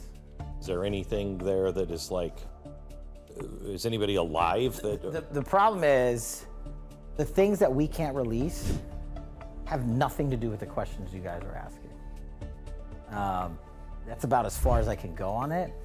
But like the answers you guys want, you pretty much have them. There's very minimal stuff that can't be seen for things that you wouldn't even think are related to that. Why can't we release them? And you're thinking temporally, like, did it stop back then? Right? You know, the way intelligence works is you're always developing it. And now he gives some flibbity flobbity talk that I don't Where did I like. get that? Where did that go? Oh, well, hey, I found that guy 5 years ago. Let's go talk to him. Where does that get us? You know, it's a little bit bigger of a jigsaw puzzle. I mean, it's the same. Look, so the 7 pages of the 9/11 report, yes, overnight, that needs to come. So what is that? What's on these fucking 7 pages? The truth? Okay, well, I guess we'll see. I'm telling you, that's got to go. I believe I know what the truth is. And I know a lot of you know what the truth probably is too. Do I think any documents, and I think JFK assassination and that was related, but do I think there's going to be documents released to us implicating those people? No, I don't. By virtue of the fact that this, I don't know, this video could be a fluke and Glenn Beck's like, put this out here. It's going to be groundbreaking. You know, there could be weird things like that. Like, that's how it got made. Or you're just intended to see the shit. And you're going to get 7 pages of garbage on 9/11 and a bunch of fluff on JFK. But when I see video, like, again, I think it could be Glenn Beck-ish shit. The music, it's not lost on me that there's music in this and it's a production. Listen. Kennedy. No. You're talking to a guy that's read the entire JFK file. You've seen all the secret stuff? I've seen all of that, and I've seen the 7 pages of the 9/11 report. I've seen. So he's saying that they're related, but I don't know. I hear good things about this guy, but I will be happy if I just get to see some cool shit and people react to some things that you typically don't get to see in history, like people reacting to a coup and then an old man with Alzheimer's running the country with some weird shadowy figure really doing it over him, and then he pardons his son. I got some stuff to say, just a few things about Joe Biden pardoning his son, but let's watch this. From a presidential perspective, is there any possibility that the It's president probably not going to make some of you happy, too. end up pardoning his son? No. I just said no. I just answered. The president would not pardon or commute sentences for his son, Hunter. I just want to make sure that that is not going to change over the next 6 months. The president's say he would not? It's still a no. It's still a no. It will always be a no. It's still a no. It will be a Still no. a no. It is a no, and I don't have anything else to add. Will he pardon his son? No. His son, Hunter, is also up for being sentenced next month. Does the president have any intention of pardoning him? We've been asked that question multiple times. Our I'm glad there's not going to be much of this soon. answer stands, which is no. President It's not Biden gonna says happen. that he's not going to pardon his son, Hunter. Is he going to ask Donald Trump to do that? I don't have anything else to share about that. I'm not going to go down a rabbit hole on this. I've been very clear. The president's been very clear when we've been asked this question. So I got called a leftist for, what was it? I guess I'll play it one more time. No, it's not working. Wouldn't it be bad if somebody insinuated that more healthcare CEOs should get the same treatment as Brian Thompson? Just like I got called a leftist for that, I'm a leftist for not being mad at Joe Biden whatsoever for pardoning Hunter. Sorry, I'm not. Like, I believe that man, and believe me, I know how evil he is, and that's my opinion. And he like the CEO of United Healthcare, is sitting on a very large stack of bodies and money. That being said, blood should always be thicker than water, and that should be amongst thieves too. I expect it to be. So I don't begrudge Joe Biden for trying to cover up for his family after he got cooed the fuck out and replaced with a bigger joke than him. You know, he had to get put up under all those hot lights. Like he didn't do it that often, but every time he did, he melted. It sucked. Like, you could tell he went through it. I'm not saying he paid all his debts of all his evil deeds. There could be nary a number of lifetimes that he could ever do that within. That being said, he didn't get away with all this shit scot-free. He got pestered as an old man. Everybody hates him. It's not doing good. He might go down as the most unpopular president ever, and then you die, you know, after you watch your wife run around, probably aged another extra 10 years from all this stuff. All that to say, I get it. Fucking pardon him. Who cares at this point? I would have done this shit. I probably wouldn't have been Joe Biden and done all the other Joe Biden shit, but in that position, I would have done it too. Pardon the fuck out of him. Pardon anybody. Anything that you want to do. You're gonna die soon, and you're not gonna be president anymore, and you're in a lame duck situation. Do whatever the fuck you want. I'm not on. You know, I know it's a meme, but I believe that he very well could have cast his ballot for Donald Trump, him and his wife. Just, why wouldn't you? The Democratic Party fucked them harder than anything that Trump has ever done. Trump's never really done anything to them. So, yeah, I think blood should run thicker than water. And it was kind of like with Chris Cuomo and him with his brother, like covering up for him, possibly losing his job over it. I wasn't mad at him either. You should be able to take care of your family beforehand. Now, is there horrendous shit that he's covering up in there that implicates him? Probably, in my opinion. I think it has a lot to do with the Ukraine shit and the conflict that we're in now and all that good stuff. But you know what? YOLO, and it's what I would do. It doesn't make me mad thinking that he fucking did that. But a lot of people are upset with me over that. That's just that's being morally consistent. Like, I'm not covering for the guy for anything that he has put us through in the last few years.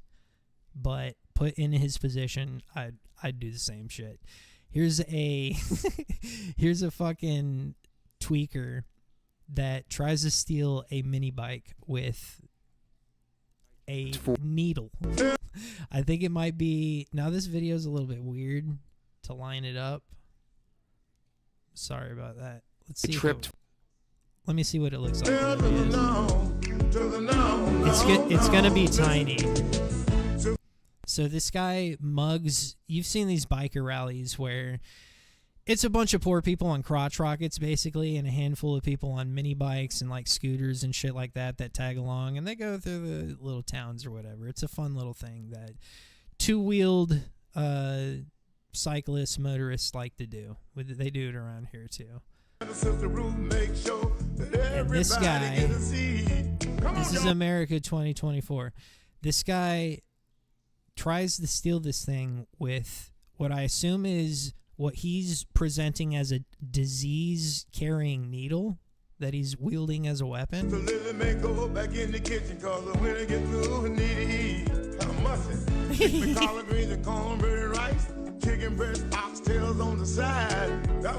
It doesn't go well, though. That's a built little mini bike. Like, somebody built this thing. You can't just buy what this is. A guy who knows a little bit with a welder and auto mechanics and shit like that built this little thing. He's probably proud of it. It's probably fucking fun to ride around on bike day or whatever once a month in this little town. And this little town, because of the way things are going, has this gentleman here, probably sleeping behind the local Chick-fil-A dumpster, fucking with their little meetup at the Flying J, and imagine being assaulted with a fucking needle. That's scarier than a knife. But he just threw it down, which I would have to take it. But the crackhead can't figure it out. Now they're gonna beat the fuck out of him.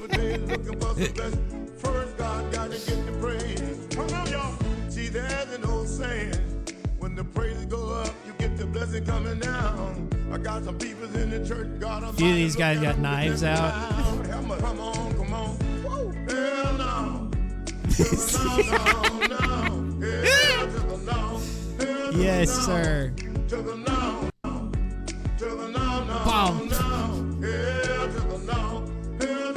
And he got his bike back. Yeah, that's the way things are going now. You think you see these occurrences more and more today. I thought that was hilarious. That I get real vibes from that too. That's not like that wasn't put on, I don't believe. That was actual crackhead thievery of a mini bike that was thwarted.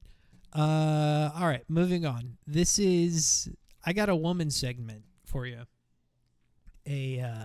A little compilation of how helpful women are. Let's see if I could play this and get a drink right before I got to be back. It's a YouTube short. Maybe I'll skip to something else because I got to get my tobacco. You guys take a minute and a half to meditate. All right, can we do that? And I'll be back. Let me wet my whistle. This is going to be very calming to all of you. I start most of my mornings with this. It's very good. Just little breathing exercises with this yogic gentleman. Breathe out. Now, how to become? The brain taking count the goats and lambs. Now, just follow the wind blow and count the clouds everywhere, castle-wise. Count 2, 3, 1, 2, 3. Again, 1, 2, 3. We are peaceful and calm. Don't be angry. Calm down a bit and walk away about how people are loved. Now, don't be angry. You want to calm down a bit to behave yourself. I know it is hard.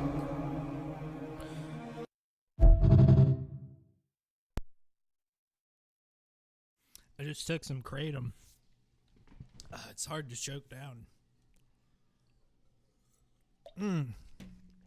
Get my fiber and my water. I needed that. Nice cold fizzy. Switching off the alcohol. I've had enough tonight. It's fizzy water. Winn-Dixie brand. Garbage. Where's my mouse?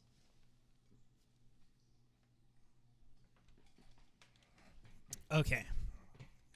We're set up now. Where was I? Oh, the women's segment. Doink, doink.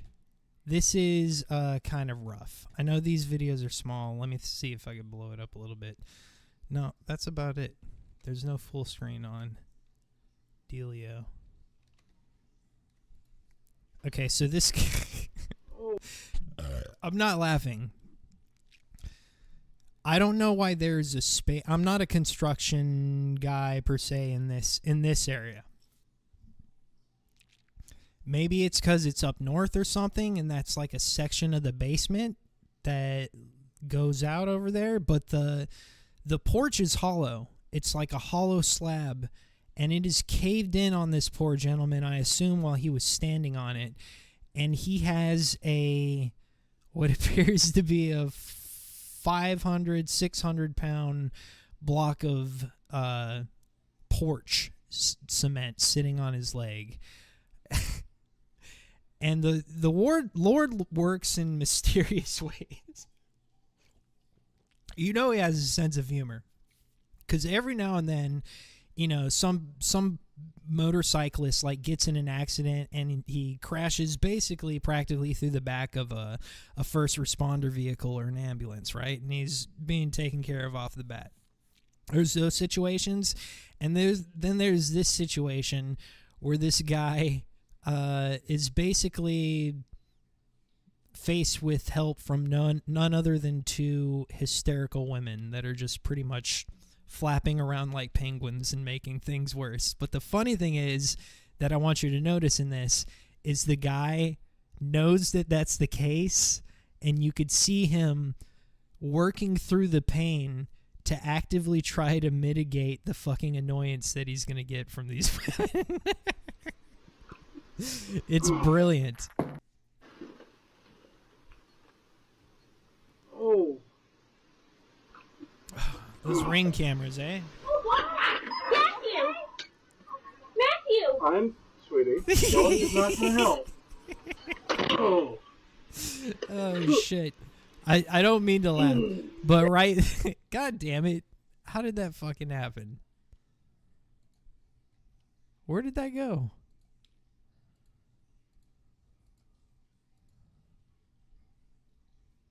Huh. I fucking lost it. That's a travesty. I keep good notes, though. Hold on a second. That sucks, man. This show's taking a shit. Let me find it. That was the porch, right? Trump tweaker steals bike. Women being awesome. All right, here it is. Yes, I found it. See, I do keep pretty good notes. If something completely takes a shit, I could find the link at least. Perfect. Sorry about that. I must have clicked the X or something. Started from the beginning. Oh. But what I was saying is the DHL, the delivery woman, like an Amazon woman, walks up at this at the time where Matthew, what's wrong? Matthew! I'm sweetie. Yelling is not gonna help. Oh. Sarah, I can't help you. I know. Just... You need me to call 911 now? Oh. No. Do you need me to call that? Go ahead. Watch her toss the edible arrangement over him. She fumbles it. The woman fumbles it, and a bunch of strawberries and carved cantaloupe fall on this guy while he's dying of a femoral artery being crushed by a chunk of concrete. Baby, what I need is help from somebody, not you, to get this off my leg. Oh my god. Somebody, not you. Yeah, I like his style in the way that he assessed the situation. He knew he was screwed. He's not getting any help. Calm the ladies down and just please get me help. Oh. Oof. Matthew! I'm sweetie. Yelling is not gonna help. Oh. Just then. I can't help you. I am. Oh my god. You need me to call 911 Oh. Go ahead. Why can't she help him? Why did she immediately say, I can't help you? Why couldn't you help him? Like, there's no way that I would walk up with this package and be like, first thing, say, I can't help you. I'm going to lose my job at DHL or whatever that company's called. You need me to call 911 Oh. Go ahead. Sweetie, what I need is help. I would try to. That's a big piece of concrete, though, and I could imagine myself being like, "I'll help," and then like really get under it and try to squat it, and then be a little overconfident at the high end and just drop it on them. You'd have to be able to move your leg out from under it. I could probably get it up a little bit. Or, try something. Be a man. Like, find a shovel and use the handle of it to leverage the fucking thing off of his leg to get him out from under there, and then you can get him out. But she just immediately walks up and she's like, I can't help you. Oh. I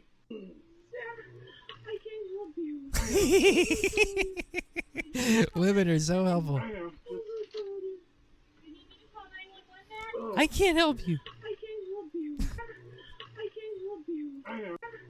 I can't help you. I know. He says, I know. I just thought that was fucking hilarious. I know. You're not gonna be of any help. I get it. That's why I told my wife to go back in. Here's more women being great. Real women of prowess. I've had a lot of run-ins with boomers like this week that have almost put me over the edge when it comes to my maybe getting a little too boisterous out in public when it comes to boomerdom. But it's shit. I've seen a lot of shit like this.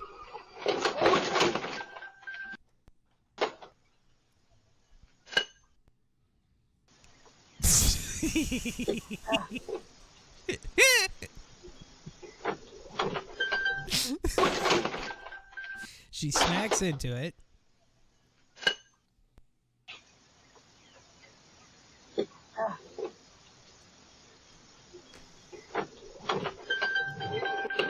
Just glued to her phone. No, I'm fine. I just ran into your house. Oh, I was gonna say, what the hell just happened? I ran into your house. With my phone? Yes, your house. Your phone is in here. Okay.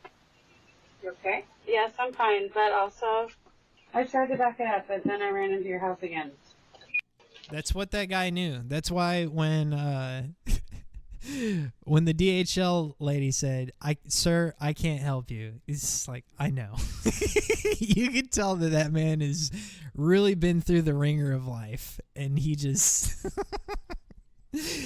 I really respected how he handled that situation. He knew what was coming down the pipes for him, and he knew it wasn't good. Just please get somebody to get this off my leg. I've got more boomer shit too. Like I said, this has been a fucking boomery week. This one got me thinking about something. Let's see if I could remember it before it slips me.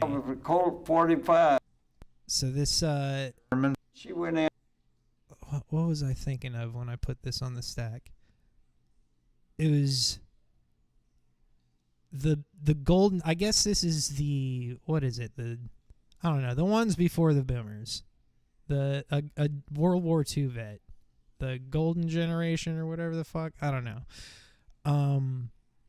They were a different breed. Like, the boomers blame how fucked up they are on the parenting that they receive from them, and to a great extent, I'm sure that's true. But they did have honor.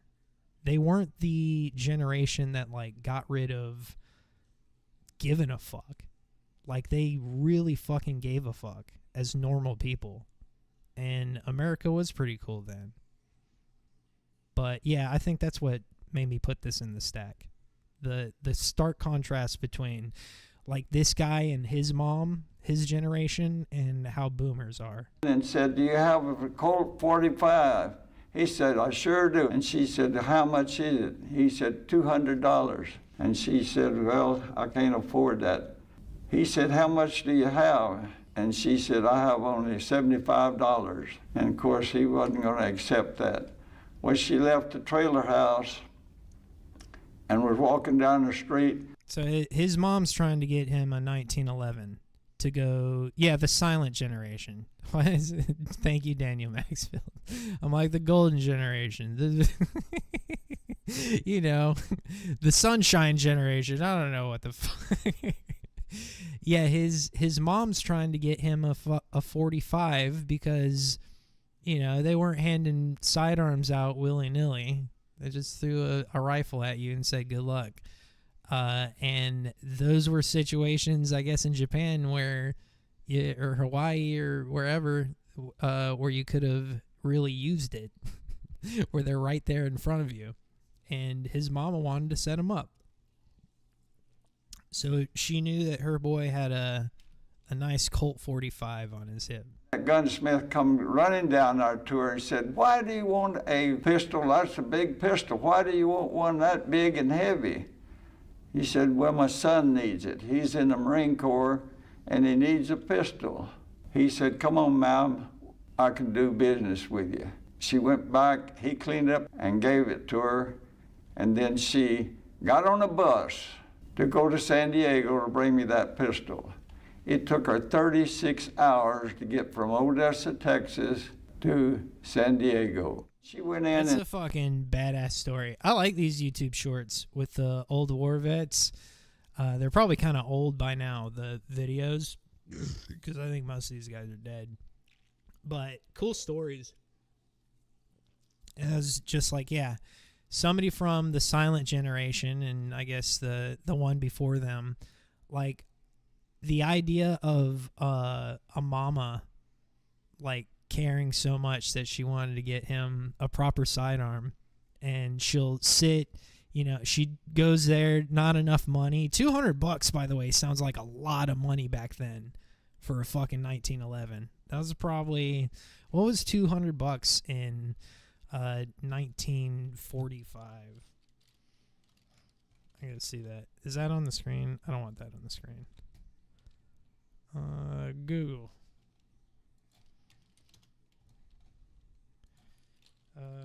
$200 value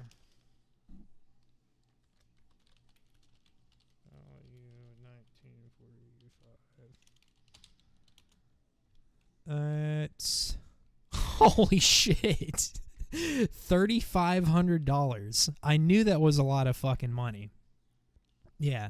$200 sounded like a steep fucking price. But yeah, she tried to cobble together $3,500 in today's money. She could only get like a G-ball together, and the gunsmith put together a fucking 1911 for him, and she drove it 36 hours on a Greyhound to give to him before he got deployed. That shit's nuts. And that's not the people that we are anymore. Dude, I heard... no, I don't know if I want to get into that. But, nah, I'm not going to touch that one. There was... I don't know, I just saw a bunch of shit at Walmart and all that kind of stuff. Just, like, really sad, boomery, American retard behavior, decayed to its worst element. And it reminded me of a personal story that I can't get into because it'll get me in trouble if I do. But nah, there's no way to word it. Yeah, it was a thing. It was a display of behavior by a boomer who probably should have known better at this point, and it was gross to see. And that's what I've been kind of inundated with lately. And seeing that video, I was like, God damn, that's not even the same species of people. The silent generation. You know, they were mean and they were cold and they were stoic and all that kind of shit. Yeah, whatever.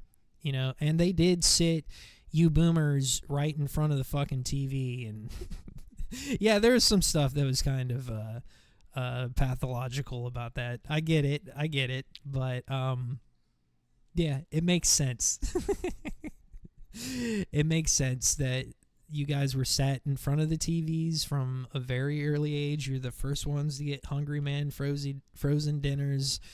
You already had parents that were kind of quiet when it came to you and not very involved. You should probably be forgiven to an extent. But a lot of you fell for some traps that are not doing your lives well these days. And it's kind of freaking me out. But again, like I said, I like to see how these things play out. And it's been playing out very oddly. And it's also kind of a task to, like, stay on the bright side of it. You know what I mean? Stay laughing at all this, at the fact that you are dead in the middle of a society that is dead. It's creepy, but it's... Once you take the clown pill and keep the smile on your face, it is quite hilarious. And I still am happy that I was born in this era, I guess. Just think, the far left. Bill Maher has been on this, I guess, Jimmy Dore arc that he's going for, trying to be the guy that was on the left that... now pretending that he didn't indulge in all this shit that turned everything the way that it is today. Yeah, he's pulling that fucking grift. I think he's funny. I think he's talented. But make no mistake, like, he was part of a machine. He was a cog in the wheel of the machine that turned everything into the stuff that he's bitching about today. 100%. But here he is yelling at Jane Fonda like he yelled at Black Science Guy, Neil deGrasse Tyson, like he's yelling at all these fucking leftists. So nutty on so many issues. That's what they're being told. That's what they... Jane Fonda, by the way, famously, during the Vietnam War, rode on a tank on a photo op with the Viet Cong. People like you. Because it's true. You think the far left does nothing crazy? Oh, I'm sure they do. Oh, well then... But I don't know. Who is the far left? What do you mean when you say far left? I mean, I could give you a million examples. Well, give me one. Okay, the NAACP... You think the NAACP is far Could left? I finish my sentence? Yes. You asked me for an example. Yeah. He went to Hanoi and basically said death to America. I don't even know if you were wrong to do so, but, like... You were on the side of a communist country that was in an active war with America, and you're like, who's the far left? The NAACP is far Could left? I finish my sentence? Yes. These people you asked are me for an wild. example. Yeah. NAACP last year, a travel advisory, you know, that's like the State Department does to go to, I'm sure when you went to Vietnam, they were advising you not to. War on. I didn't talk to them. I don't have them around. I know, but you know a travel advisory. Yeah. Today we have them for... I think most people would do it, though. Like, if you're given the choice to live the life of Jane Fonda, most people are going to be like, fuck yeah, I don't want to work at AutoZone. Dangerous countries. You Yeah. know, don't go to North Korea. Don't go to Iran. Yeah. You know where they issued a travel advisory for black people not to go? Yeah. Florida. Yeah, Puerto Rican prostate puncher says in 1911 only cost $1,500. He robbed her. Yeah, he did kind of rob her. I think they're cheaper today though, like because they've made that gun so many fucking times. Like a Colt was still fucking Colt pricey back then. Yeah, you could get a Colt for $1,500 these days. I don't think they were as easy to produce though back then. So they're probably about at least $2,000 in today's money, 150 or whatever that was.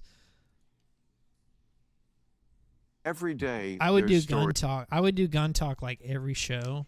I've actually considered doing like a gun show or something, just like talk about fucking that stuff. But I don't have time.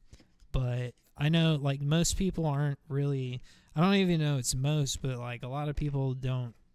Number one, want to listen to that. Like I wouldn't necessarily want to listen to that, but a lot of people just aren't into guns like I am. Like I am kind of a fucking it for guns. They're fun. I like machines. Like that just makes people roll I their could talk about that for a long time. eyes. So, are you people nuts? Even if they don't matter that much, I don't think one person listened to this and thought, I can't go to Florida. But they just suggest something to the average person, which I completely understand, which is, oh, people ever find anything that's ridiculous? Really think men can get pregnant? You know, that kind of stuff. And they can, dude. And that a trans woman can get pregnant. That's different than a man getting pregnant. And the way they sort of insist on blurring that line is if that's some sort of reasonable social cause, as opposed to just being for having full rights, respect, and protection. We're gotta add more commentary. Like this, I would fucking choose to be in her shoes for like a week. It's like a vacation, you know? But it would be kind of weird being in that tile, empty, you know, opulent rich person's house that echoes throughout the thing. And I don't know her current situation, if she has like family around or shit like that, but imagine being a liberal, affluent white woman in a cold make mansion and you've just been retarded your entire life. I don't know if you're allowed to say R-worded. Excuse me. You've been disconnected from society for your entire life. I would dig that for like a week or two, maybe even a month. Do some blow. Fuck yeah. Trans people. We get that. So I've never heard You of just got to be like, oh yeah, trans people. And you get to keep men it. getting pregnant. I've never heard about this argument. It must be some part of what you call the far left. So that is dramatic. Like there's nothing real about this. It's supposed to be some like kind of which yeah, I guess she was an actress. About men getting pregnant. I've never heard about this argument. It must be some part of what you call the far left that is so minuscule that I, who am No. What? It's not minuscule, and I'm sorry, you can't throw this back on us. I assume it's because you are locked into media that just never wants anyone in their audience to know anything sketchy about the blue team. Well, and that's. I like those P-38s too, gentlemen. Cringe. I mean, I don't know. I read two papers, and I maybe I don't. I P-51. Fox News. No. The American Mustang is pretty fucking dope too. They're all pretty cool. The Japanese Zero. I used to like World War II planes. I don't know much about that's too far. But you don't have to. I'm not gonna torture myself. Her father was a cop unop-top. Was he a cop unop-top? Not a great guy. I think you can say cunt on YouTube. That's fine. We don't have to op everything. Just op the things that we need. Like, would you op? I have first one in the chat to get this. you win a prize, which will be nothing or maybe something. Either one of those. I have Hoppy Rop Pop Sops. I have Hoppy Rop Pop Sops. What does that mean? And while I get the first response, let's watch this video. Well, hey everybody, it's Friday all day, as my Nana would say. And look what I have on my lip. Everybody's been saying you have herpes all this time, and Somebody's I never gonna had get a it cold now. sore in my life. And now I have a cold sore. And it makes me Oh, think no. that perhaps this weird pimple that had a tiny little head. Not a cold sore. This bitch has always had cold sores, like Michael Rappaport. That's a cold sore on her lip. 100%. A cold sore in my life, and now I have a cold sore. And it makes me think that perhaps this weird pimple that had a tiny little head was a cold sore too. And so I talked to my doctor today, and I did a video telehealth, and they said that it's not a cold sore, it's some reaction to the sun. Now, I did sit in the sun yesterday, but I had sunscreen on. So I don't know. I will let you know tomorrow if I do, in fact, have herpes, as some of the taunting from the MAGA people. Oh, shit. That's funny as hell. I will tell you tomorrow if I got the herpes. There's been a lot of MAGA people taunting me. As some of the taunting from the MAGA people in the last couple of... It's not MAGA people, it's the internet. It's like, bitch, you got herpes. Look at your fucking... Look at the red swelling and the herpesness of it. It's obviously herpes. It's not MAGA, the big MAGA fucking brigade going against you, you know? You just got herpes. I'm not MAGA. Last couple of weeks. Hasn't it been fun, ladies and gentlemen? To be standing in direct opposition to everything he is and represents? Just the 2 weeks. And always have been. Just And 2 weeks to fucking like yak rails, and I wouldn't live like them. I wouldn't live like Rosie O'Donnell. I'd be a pig and just fucking for 2 weeks in that situation. A rich like Hollywood liberal. Fuck yeah. I wouldn't do it forever, but you got to see what it's like, you know, just from the perspective of, like I said, being interested in people. Like, what? How do you get to the point where, like, you're that fucking clueless and you're that tuned into what's going on the MAGA front? There's the flip side of that coin, too. Yeah, it's all by design. This came down the wire right before. Let me check the super chats first. buymeacoffee.com/Harkness show. Somebody, which is Base Dan, bought 5. Let me put that in there before I forget. Thank you, Base Dan. $25. Base Dan for a dub 5. We're doing all right tonight.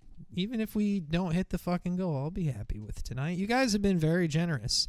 $25 is a lot of money. He says, would be hilarious to see you do a gamer stream wearing a long blonde wig, black sunglasses, so you can get some of that bag Rumble J money, that big Rumble J money.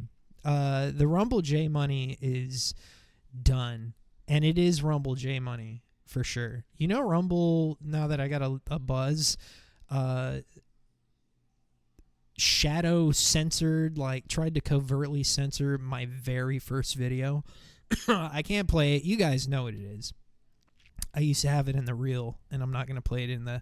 No, it wasn't that one. It was the fucking Tom McDonald one. Could I even play that? No, that got one. What is this? No. That is the one. Wouldn't it be bad? Yeah, the Tom If I played that video, wouldn't it be bad? Oh, shit. No drunk clicking, Ryan. That's not a good idea. I'm not allowed to play that on YouTube. That was the video that they took off. And you know the story behind it, but it wasn't a great way to start my relationship with Rumble. And there's a lyric in that song. It goes something like, they got plans to get this song banned because they control every platform in the world. And they really do, man. Even Rumble. They really do. Because, I'm not going to get into it. I have my theories about why that was. And I think it's like less dramatic and sexy than what it really is. I think they really were trying to foster the Tom McDonald, Ben Shapiro-y kind of crowd, and to have that blow up on their platform would probably not be great for that enterprise. I think that was it. But yeah, they nuked it. They nuked it on the free speech platform, and that wasn't great. Why did I get to shitting on Rumble? Oh yeah, because of Baystan super chats. Thank you again, Baystan, for the 5 coffees. BuyMeACoffee.com/Harkness Show is where you go if you want to be like Baystan, cool, and give me big super chats like $25. We're close to the goal, not doing bad. What is it, 76%? If we get it all the way there, you guys get a drunken parody song, and whoever donated the most money gets to pick out what that is. I got more shit though. Oh yeah, this wouldn't it be bad before I went on air. Let me pull this up. This is weird. I thought he was gonna dodge all the weird shit, being the Illuminati guy and all that, but Jay-Z has been accused of graping a 13-year-old in the year 2000 along with Diddy at an MTV VMAs after party. According to NBC News, Jay-Z has been accused of graping a 13-year-old girl in 2000 along with Diddy at MTV VMAs after party. The alleged victim claims in the lawsuit that she went to Radio City Music Hall and was approaching limousines hoping to spot a celebrity when a driver told her she fit what Diddy was looking for. The lawsuit alleges she was later taken to the party and done in by both men while being watched. That kind of sounds like a dubious story to me, to be honest with you. She was going up to, like, I get the whole starfucker thing, going up to limousines. I absolutely know that chicks will do that, but I feel like Jay-Z wouldn't have been able to get away with this for that long. I could be wrong, but I thought he was clean and nobody ever knew any of his shit because they were dead and he's already drank their adrenochrome. But yeah, Jay-Z getting implicated in some Diddy shit. And that's not something that I talk about a lot. The Diddy shit kind of isn't really interesting to me. I think the big reason is because, like, we never did Epstein right.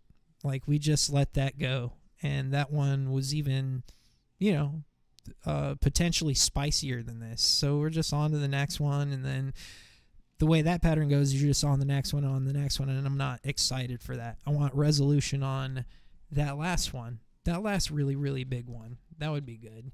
But it's fun to see these people get popped. I don't know if he's guilty or anything. I guess he's going to have to face a jury of his peers. And, nobody's above the law. I'm sure he'll do fucking, he'll do wonders in a courtroom. Did I go through everything? I think I might be done. I think I might be out of shit. Let me look through the back stack, and then I think we're going to get out of here, folks. I did a full show. It's been like 3.5 hours. Let me check one more thing. I think I wanted to play one more thing for you guys before I go. Why is that happening? Noink. Don't ever let your teenage son use your computer because weird shit starts happening. Yeah, I wanted to just finish up with this. This is a good one to end on. I think I could still play this on YouTube. We were playing oldies but goodies with the Fauci going to Atlanta thing. This is another goodie that I'm positive that you guys have seen time and time again, but it feels like it's going to be one of the memory hold things. This is starting to get chopped up a little. It's not as good as the first one. I could already see it kind of disintegrating into the ether, and it's just important that we never, ever forget this kind of shit. This is simply captioned, "Would you ever trust the mainstream media again?" And note the diversity in the stations. The Fox Newses, the CBS's, the ABC's, the NBC. It's almost like all of them. And Fox San Antonio's Jessica Headley. And I'm Ryan Wolf. Our greatest responsibility is to serve our Treasure Valley communities, the El Paso, Las Cruces communities, Eastern Iowa communities, Mid-Michigan communities. We are extremely proud of the quality, balanced journalism that CBS 4 News produces. But we are concerned about. But that was a pretty good edit. It's hilarious that anybody questions, like, why? Why did, Jane Fonda, why did the blue team lose? Like, y'all are the blue team. Irresponsible, one-sided news stories plaguing our country. The sharing of biased and false news has become all too common on social media. More alarming, some media outlets publish these same fake stories without checking facts first. The sharing of biased and false news has become all too common on social media. More alarming. I appreciate this video because it was hard to make. Like, anybody that's edited videos and you see how this is put together, like, it took a long time to make this shit, dude. And it's a beautiful fucking compilation. I really appreciate this for the editing job that this person did. Because they had to watch each and every one of these and compile them and fucking clip them right and then line up the audio. It's fucking nuts. Simply aren't true without checking facts first. Unfortunately, some members of the media use their platforms to push their own personal bias and agenda to control exactly what people think. And this is extremely dangerous to our democracy. this is extremely dangerous to our democracy. This is extremely dangerous to our democracy. This is extremely dangerous to our democracy. This is extremely dangerous to our democracy. Weird fucking times, man. That, yeah, we're seeing some cool shit, and nobody has the answers. But don't get down.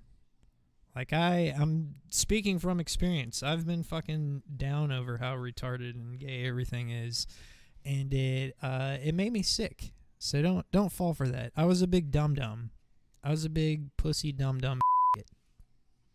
This is extremely dangerous to our democracy. This is extremely dangerous to our democracy. This shit's hilarious. Extremely dangerous to our democracy. This is extremely dangerous to our democracy. This is extremely dangerous to our democracy. This is extremely dangerous to our democracy. This is extremely dangerous to our democracy. This is extremely dangerous to our democracy.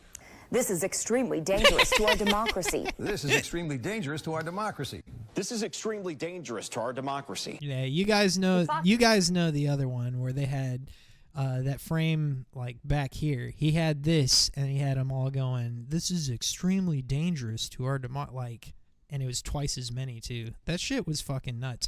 Great video. Another one that I am positive is finna be memory hold. And again, maybe like if you don't know what you want for Christmas, maybe like some big ass hard drives or something. If not even if you're a shit posting, compiling maniac, I mean like your literal movies and shit. Like we have moved off of the DVD Blu-ray standard. There's no physical copies of anything anymore, and they're just bleeps and blops in a computer, and they're gonna fucking change them. They're cutting out parts, and they cut out a part of The Office or whatever, and you never see this scene again. Like they're doing that with real things too, though. So nice, like I don't know how big fucking hard drives are. Big 7 terabyte hard drive or something. Just put everything on it all the time. That'd be a good idea, because this shit's going bye-bye. And I'm fucking going bye-bye, too. It was a good one. I got a good buzz. Had a few laughs, all that kind of shit, but I am fucking out of content. Let me make sure I didn't miss any super chats. I'm going to give my thank yous, and then we're going to get the fuck out of here. Yep, that's it. Yeah, people who watch the replays, remember, you could fucking super chat too. buymeacoffee.com/Harkness show. And I'll catch you on the next one. But that's all I got tonight, you guys. Catch you next week. Same time, same place. Rumble.com/Ryan Harkness show. YouTube.com/@Harkness show. Like, all that kind of stuff. I'm getting out of here. Thank you guys. Catch you next week. Good night.